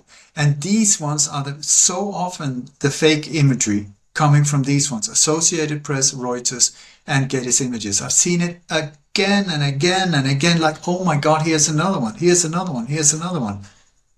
So what's going on? We're being played from the background, and normal people think, I'm doing a great job, I'm doing my best, compartmentalized. That's all of these operations, completely compartmentalized. But, okay, I get that, but journalists are not supposed to be stupid. They're not. And yet, look, we've both looked at the the absurd implausibility of the Gaza-Israel incursion. The 7 hours, that wouldn't happen. You would not get the IDF holding back for 7 hours. That you would not get hang gliders launching without being noticed instantly. You would not get the most heavily guarded border in the world breached just randomly because for some weird reason the security forces have been stood down that day. None of this makes any sense to anyone with half a brain, and yet I look in the papers and I see loads of columnists, particularly the right wing columnists, frothing with outrage at the latest atrocity and outrage that the BBC is not using the word terrorist to describe Hamas and so on. So they're all playing the game. They're not questioning for a second.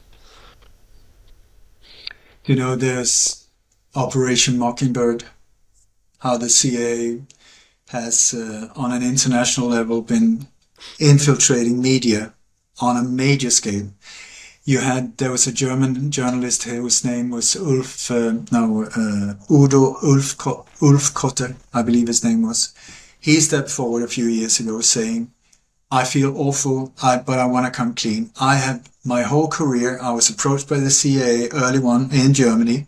I was approached and I allowed myself to be corrupted. I got money, and the idea was that the CIA wrote the articles, I put my name under them, and they were published like that. He said, I did it my whole career with so many that are doing it. And he said, here's my book, I'm going to publish a book, I don't know what's going to happen. He was dead within months. So really, when you look at how is this done, not out in the obvious, but there are bonuses, they're like, how did your career go like this and this and this, and who's being moved into key positions. With media, the media outlet or the information outlet is crucial in the agenda on how to get into the mind of the population. So that is a major one. It was like David Atlee Phillips, who was the chief of the Western Hemisphere for the CIA, also the handler of Lee Oswald and other involved in this whole thing. He said he could kill more people with his typewriter than the army could with their rifles. So the media outlet is so important in these operations. And they have unlimited funds. So I don't know how they get to people. How can people be so for the Ukraine, and they didn't even know where the Ukraine was 2 years ago. Ukraine, is it sort of like in south of Uganda, or where is it? No, suddenly, boom, Ukraine center of the world. Was there any kind of balance in the sort of did Russia do anything? Where was that? No, nothing. All pro-Ukraine, anti-Russia. What happened? The whole media, did you see any kind of balanced reports? Nothing. So no. Suddenly Russia was terrorist state and poor Ukraine, pumping in incredible amounts of weapons and bio labs, and I don't know, was moved around, and lots of billions pumped in there by Biden and other people that couldn't even put more than $700 per household when Maui was completely fried. They still haven't had any help in any way or form. Don't forget Lahaina. Do not forget. And so what the media suddenly, oh my God, Ukraine, you forgot that. Now suddenly it's this. Now suddenly it's that. Nobody looked critically at Maui. Very few people. Why? Why are the journalists not there now on location? Have you seen any journalists from abroad being there? I haven't. I've just seen people on location being harassed by police or people in police uniforms. I tell you, these are not police. These road workers, these police officers, these anonymous vehicles on Maui with foreign number plates. Where the hell did they come from? This is an operation. But it's also kind of suspicious, isn't it, that the chief of police is the same guy who was in Las Vegas when the shooting happened there, and he's mysteriously got moved over to Maui. No, not for a new job. mysteriously. Not mysteriously. He was moved. He was paid. His money. He got raised 30%. He was paid 50,000 to move to Maui. He was in an election for president, for sheriff. He bypassed 3 other people there, locals, and normally the rule said you had to live in on Maui for 1 year before you can even apply. Sorry, he just bypassed all. He brought his second in charge, Charles Hanks III. Also, absolute failures if you look at what happened in Las Vegas. It took them 72 minutes to locate the shooter.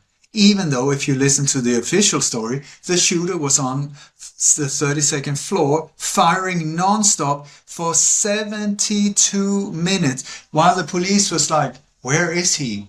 Where is he? I say maybe follow the sound, and then they managed to get there after 72 minutes, and he had suicided himself. Oh, what a pity. Okay, so that on its own, he should have been fired. His ass should have been just kicked to Alaska somewhere. No, instead he got promoted. And so what was his role there? He was incident manager. What does that even mean? Incident manager. So he was moved to Maui. At the same time, also the governor was replaced. The Josh Green came in. You had the mayor came absolutely new. You have then John Pelletier, which actually means skin, the skinner, rip the skin of bodies. That's his last name, charming guy. So he came in to Maui, made the police station so horrible that people just started quitting in the masses. And they were on the news because he was just horrible. His secretary, who had been working there for 32 years, suddenly died in a car accident. Absolutely bizarre car accident where she, 4 o'clock in the morning, was helping her daughter to deliver newspapers, and then somebody snatched her handbag. So she jumped into the car, left her daughter, and got into a high-speed chase that ended up with her crashing into a tree that was unhurt. But she was dead in that thing, shot up forever. Terry Jones was her name. So, and then all of these things moved in. So at the same time, there was a whole setup with a smart island, the whole city for years, where Maui was supposed, or is supposed to be, the first smart island in the world, where everything is a digital smart grid controlled by AI. They had the architect plans, everything was set for the smart city. Then you had, in the months or the year following up, there was a massive land grab so that they controlled, through people like Oprah, they started controlling the shortcuts of the road. They started possessing massive areas of the land. But the Lahaina, that area, which is the key thing on its west coast, Sunset, that whole thing, and controlled. It used to be the king city on Maui, and was controlled by the Hawaiian families that were just for generations saying, we are not selling. And so what happened? That exact area got blocked off this day with roadblocks. They redirected people down there from the bypass. They got the tourists out, and then they blocked in the locals, and they kept pushing them into this like rodeo cattle thing, and then blocked it off so that they could be absolutely fried. They were held in there when they were being fried by these weapons. At the same time, in the morning, the electricity, the cell phone, internet, that's one of the things you will find with these operations. They cut off the phone lines so that the cell phones don't work. Also, you can't film, you can't take photos. It's most of them doesn't work. Some does, but there should have been hundreds and hundreds of videos we don't see. But anyway, so also the electricity was shut down 6 hours before. The sirens that was there, normally they got an incredible system with sirens. There are 80 sirens on Maui. All of them were just turned off this day. They didn't work. Aww. Then they were supposed to send out alerts. Nobody received an alert. Then once the fire was going, the water was turned off. The water was turned off so that they couldn't turn it off. And then as soon as this whole happened, what went on was this incredible campaign to save the people there and help them with anything. No, $700 per household, and just fuck off. That was when Biden came and said, we look forward to see FEMA finish the work. FEMA finished their job. FEMA was there before it happened. The Red Cross was there before that happened. The ones that should be there were in conferences on other islands. Did they come back when all hell started on Maui? No, they waited till the day after. Okay, so who could have carried out these laser-like attacks? Were there any kind of laser stuff like that as a preparation? Yes. In January of 2023, there was on the local news that they said that, well, if you see green lasers coming from the sky, do not worry, because it's the American Army Corps that are there to map the islands. Okay, so the American Army Corps were there to map the islands. Also, the American Army Corps had been there also in Florida, California, and on Maui, saying Operation Blue Roof, which was giving out blue tarp for free to buildings that would be helped in the case of hurricanes. Now it turns out that the laser used, or the lasers that were used on Maui did not touch blue items. It's a blue laser that does not, it affects everything else but blue. So all of the things that was marked with blue, including blue roofs and all of that, all the Tom Hanks and Oprah and all of that, they just happened to have these blue roofs out of nowhere. Wow. And so the Army Corps were there, boom. Then you had the US Space Force, that was the one that carried out this operation. I swear on my life, you can chop my head off if they were not the ones carrying out. Where did they have? They have on the island next to Maui, on the Western Island, that is owned 98% by this multi-billionaire that... he's a super suspicious guy. But anyway, the 2% that is left there is the Keanu Space Force base there. And then on Maui itself, you got another one called the Maui satellite. And these ones are connected to Fort Kirkland in New Mexico and specializing in what they call war fighters, which is fighters sitting with virtual reality type of things, where they can shoot with directed energy weapons. The exact weaponry that they are using was used there, where the emblem on the Space Force is even 3 laser lights going down to the island of Hawaii. That's the emblem they've got on. It's a new installation with incredible weaponry that is being used there. And they were just a few days after they left Maui as an absolute... They were celebrating in Colorado and at the headquarters of the US Space Force. They were celebrating and saying that it went under the name of Exercise Talisman Saber 23. That was the exercise before, and then they went live. Which is why I am not comfortable being on Bali, because Indonesia was also part of that exercise, as many other nations with paradise islands, just like Maui, Bali, they're very similar. And also with plans on making them into smart islands. So the whole setup there, I tell you, oh. Well, Ole, I didn't know any of this, and I'm really glad that you digressed onto Maui, because you're the first person I've spoken to who's given me a really... I can go on for hours about this poor... Look, sorry, James, I know you want to finish maybe, but I'm telling you. So what happened after this whole thing, was there the whole world helping? Absolutely not. Instead, even local restaurants were trying to hand out food to the people, the survivors. This was confiscated by FEMA and put into landfill. What the hell?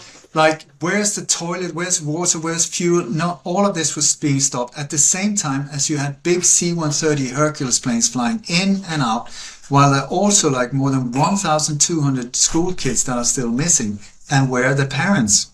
How many? 1,200. 1,200 are still unaccounted for.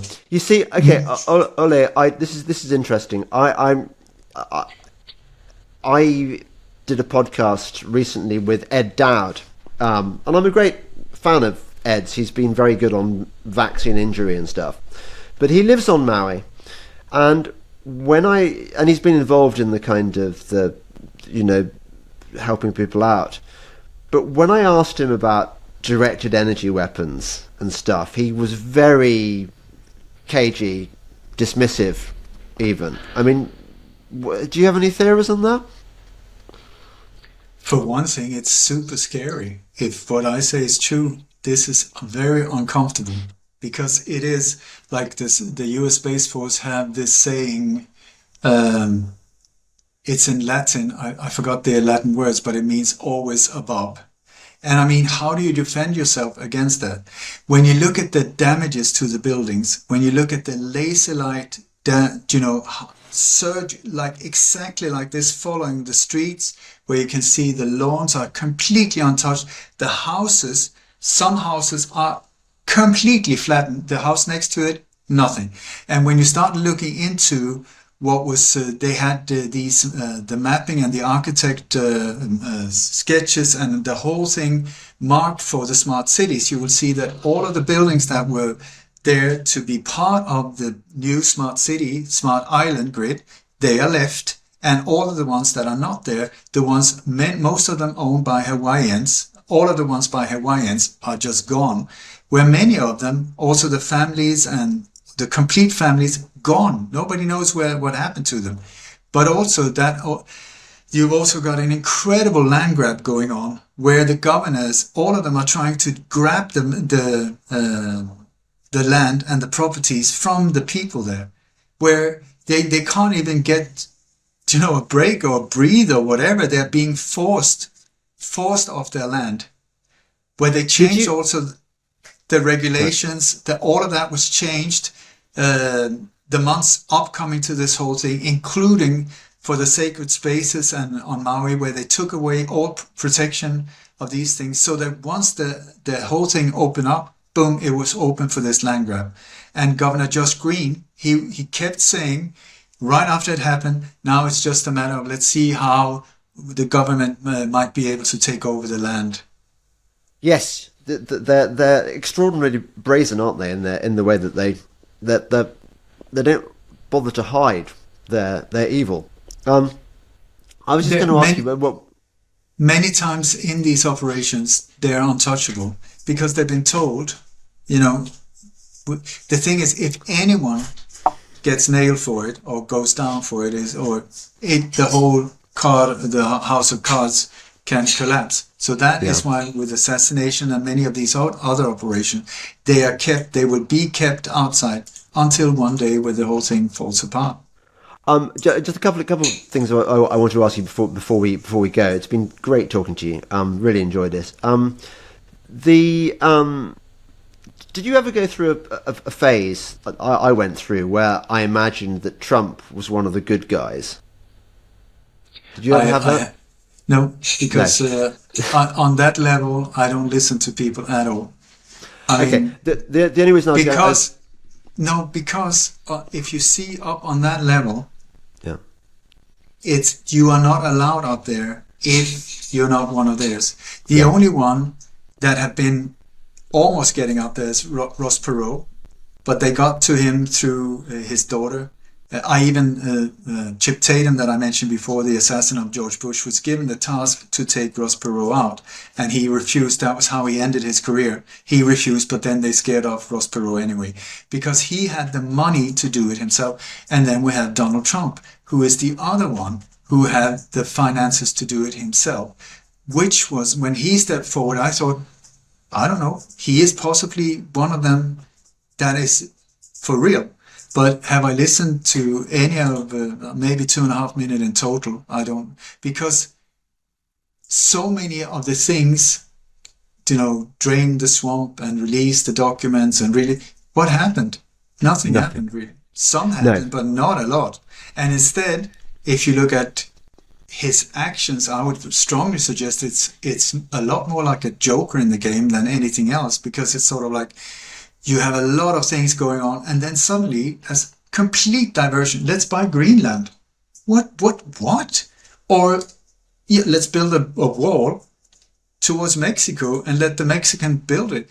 So media just, like this, instead of seeing what is actually going on at the time when these things were said. Because then you start seeing, whoa, is this a matter of deception or manipulation, or is it for real, or is it not? He's a tricky one. So I tell you, if you are waiting for heroes to come and save you, it's not happening. The one you've been waiting for is you. The one I've been waiting for is him. The only reason I mentioned Trump was because who was the guy who was behind Space Force? I know. That was Trump's baby, wasn't it? He got really excited about it. And I remember at the time when it was announced, I think some of us who were still naive thought that the Space Force was going to be the agency of the military which was free from the corruption and sort of cabal loyalty of all the other branches of the military. And now, I having spoken to you and realised that it's the Space Force in charge of the directed energy weapons, it kind of all makes sense that there are no heroes. There are heroes, but not the ones we're being told about. Yeah. And speaking of that, it was so sad for me to hear Robert Kennedy, like a few weeks before this whole. I think he's been amazing during the COVID operation. He's been really showing incredible courage standing up against Fauci and these others. And then, just a few weeks before this whole thing happened in Gaza, he was doing, if this was not manipulated footage, I don't know, nowadays it's very hard to know, but suddenly he was sitting there on a Jewish platform talking about how incredible the IDF was, these amazing soldiers, how they only focus on military targets, how they treat everybody with such respect. I was like, what on earth are you saying? What are you saying? Either you are completely manipulated, or you have no clue what you're talking about, because that is not reality. So, yeah. Once again, don't wait for the heroes out there. No. And talking of which, before we go, when are you and I going to get bumped off? I tell you, many people have said, well, if you say I start again. If what you say is true, why are you still alive? I mean, what to say? What can I answer? I mean, they've tried several times, but I really believe also that truth is incredible, and love is the highest frequency of them all. And what we're up against it on a spiritual level, it's a war between good and evil, and it's for us to choose what side we want to be on, who we want to be as people, why our souls have chosen to come down at this time, because this is one hell of a ride at the moment. It is everything but boring, and we're being tested on a daily basis from all different directions. Who are you? Who am I? Who am I? Who am I? So it's up to us. We can be absolute wimps and cowards, or we can become our own heroes, and we can be a mass serial killer if you want, or you can become a saint. It's all up to us. So yes. So, but I don't know, I can't see them, but I've been told by quite a few people that I'm surrounded by angels, and that is the reason I'm still here. I don't know. If so, I thank them on a daily basis, because I like being here. I don't like pain. And I really, really feel extremely grateful to be alive in this beautiful world. And if you look where evil comes from, it very often comes from these screens in front of us. Many of them labeled smart. But actually that's a misspelling. The correct spelling is EVIL. Yes. Yeah. Ole, it's been lovely talking to you. Have a lovely rest of the day on Bali. Well, although by the sound, it's a lot of motorbike noises in Bali by the sounds of your... Yeah, we're quite close to a road here, so sorry about that. No, I'm just thinking more for you. I suppose you get used to it after a while. I think it's the microphone picking it up, because we live in a small little neighborhood. It's a tiny little road here. Oh, well, that's it. Yeah, I get annoyed by the wind turbine noise. I don't know if you've got any wind turbines in Bali. Probably not. Nope. No. Ole, tell people where they can find you, find your stuff. I'm here. My website, if that was what you asked for, is lightonconspiracies.com, because this is it's a name my sweetheart came up with, and it's exactly what I try to do: put the light into the dark, into the belly of the beast, and in a non-violent way try to expose and make things transparent. I think the future should be transparent. Show us what's going on. Show us the truth, and then it's up to us to make whatever we want of it. But it's like when we're in this world of complete deception and manipulation and propaganda, it no wonder that many of us are very confused and sad and in despair and so on, when actually life is so, so beautiful and so valuable. So we've let some super psychos get into power positions. It's time for us to let the truth get us back in balance. And this is by taking the power back, not with violence, but not buying into the bullshit. Let you become aware of like, whoa, because before the next thing happened, how am I been able to predict 71 of these things up to 2 months before they happen, if they were real events? I'm saying so many of the things that you're being told, all of this horror and violence and this and that, it's just not true. It is through propaganda, and we're up against the biggest propaganda machine the world has ever seen. So we should salute each other that we're still standing and have some kind of balance inside. So we're in interesting times, big waves, but always ask yourself, who benefits from me believing what I've just been told? If it's fear-based, wait for the solution. Problem, reaction, solution. They create the problems to get the reaction. Oh my God. And then they come with a solution. Just wait for it. They will see it will come very fast nowadays, before we get to change the channel.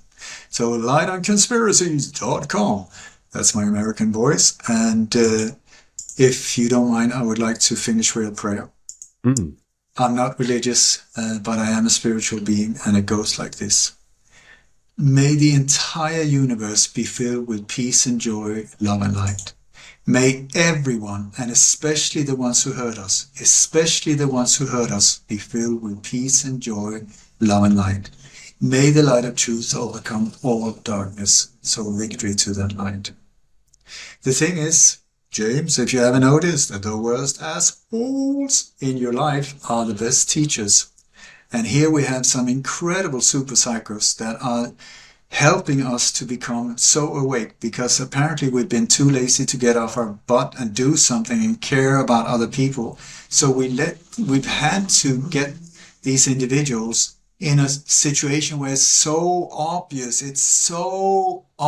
If you just open your eyes a little bit, you will start seeing what's actually going on. So it's thanks to them on a spiritual level. You have to thank them, because not on a street level, because here they're absolute horror, nightmarish thing, but judge the sin, not the sinner, and take the power back, focus on what you can bring to the table, what you can do for people close to you. Don't worry about the world.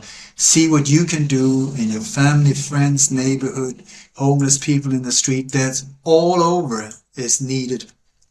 The need for us, not for information. It's not, there's enough negative information. There are not enough of people like me who's pumping it out there, saying these things. Now it's a matter of also bring it back into your heart and start doing something for the world, and see what gives you goosebumps. Let that guide you, and then let's make this world into an absolute beautiful, incredible place for us all, which is it was meant to before somebody took a bite of the apple.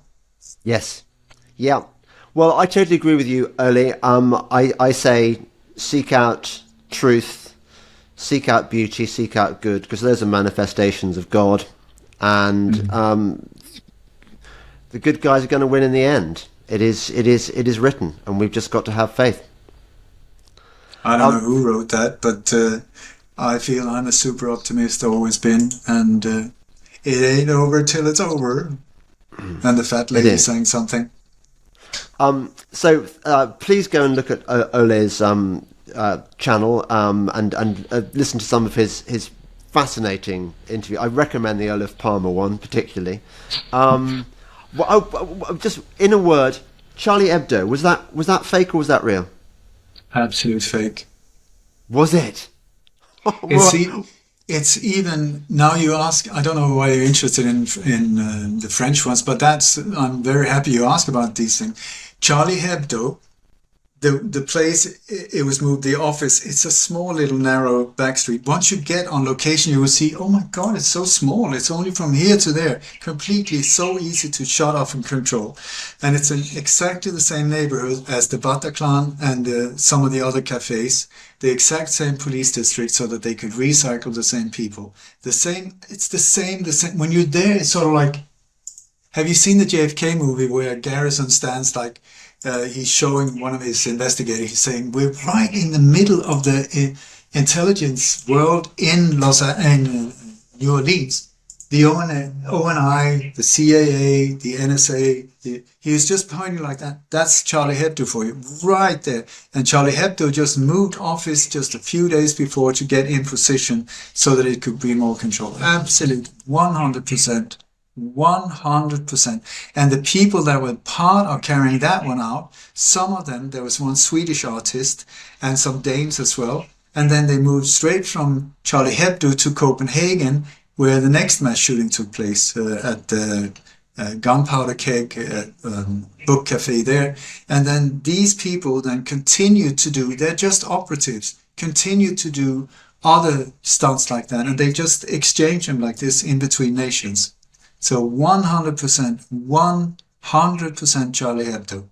And do you know what Je suis Charlie, do you know what that means? That was the whole thing that everybody put everywhere, Je suis Charlie. Yeah. It's an expression from the Second World War. I spoke to a French guy. He said, it means I'm an idiot. That's interesting. Yes, it's like ich bin ein Berliner means I'm a donut.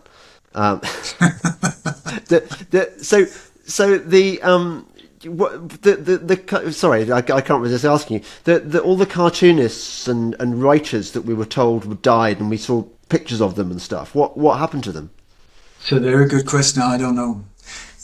I can say you what the official story did not happen, but also the people we were shown, these different artists and stuff that were dead, their real age was like 30 years older. So they were in several of them were in their 80s. Not these photos were not from the age they had at the time of it happened. But also the Charlie Hebdo theme was not from Charlie Hebdo. It started in, this whole thing about them making caricature of Muhammad. That did not start there. It started in 2004 in Denmark. There was a newspaper there called Jyllands-Posten. That's the one, James. I'm impressed. They started with that theme, and then that started a whole international, like, oh my God, so that Denmark got kicked out, of the different Arabic countries, and there were all kinds of stuff going on. NATO country, NATO operation, that's what we're looking at. NATO. Okay, so from Jyllands-Posten, then in 2009, what was it that happened there? There was a recycling of that theme. Then in 9th of January 2015 was Charlie Hebdo. Then that continued to the 14th of February 2015 and in Copenhagen. Then it continued to Texas. We're talking NATO. It's this global, like a tour. It sounds incredible, but like you wouldn't react if you heard that Pink Floyd was on a world tour. That would make no difficulty understanding that they were in Montreal one day and Sydney the next day, and then this and that. It's the same doom. They have very few narratives.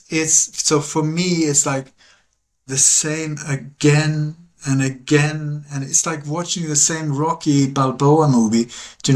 Oh my God, will he win? Oh yes, it looks incredible, and then underdog wins. Thank God he made it. Sylvester Stallone, fantastic. Okay, Rocky 2, Rocky 3, Rocky 4, Rocky 5. When you come to Rocky 34, it's like, and here we go again. And then shows come on and say, yeah, but what about this one? Did you not notice that one and that one and that one and that one and that one and that one and that one and that one and that one and that one? Did you not sort of notice that there are certain similarities? Yes? Yeah. Okay, so here we are again. It's like you started this whole show saying, why don't people get it? I mean, I thought 9/11 and they're that, and then suddenly this happened. Boom. the shutters go down and back into sleep mode. I don't get it. But I can only focus on me and do. Oli, thank you for your prayers, and thank you for a great chat. Thank you for your insights as always. If you've enjoyed listening to or watching this show, please remember I really appreciate your support on Locals, Patreon, Subscribestar, Substack, Buy Me a Coffee. They're really good, and also please support our sponsors. The details are below in the blurb below, and please come to my gig with David Icke on 15th of November. Tickets are still available. I'll put the details below. Thank you very much again, Oli, and let's speak sooner next time. Thank you so much, and say hello to David. I met him in 1996. I thought his name was Icky at that time. Yes. So I think you're allowed that, given how people mangle your name. No, but it was like I had no idea who he was in '96. Nobody knew, and but he really helped me that day. I listened to him 3 hours, and that just completely changed He was the one that gave me the helicopter view of what was going on. So I'm forever grateful for that. He's good for the helicopter view. You're right. Yeah. Ole, thank you very much. I'm going to go and have a coffee now. I haven't had any breakfast yet. Enjoy your Bali day. I will indeed. Thank you. Bye-bye. Bye-bye.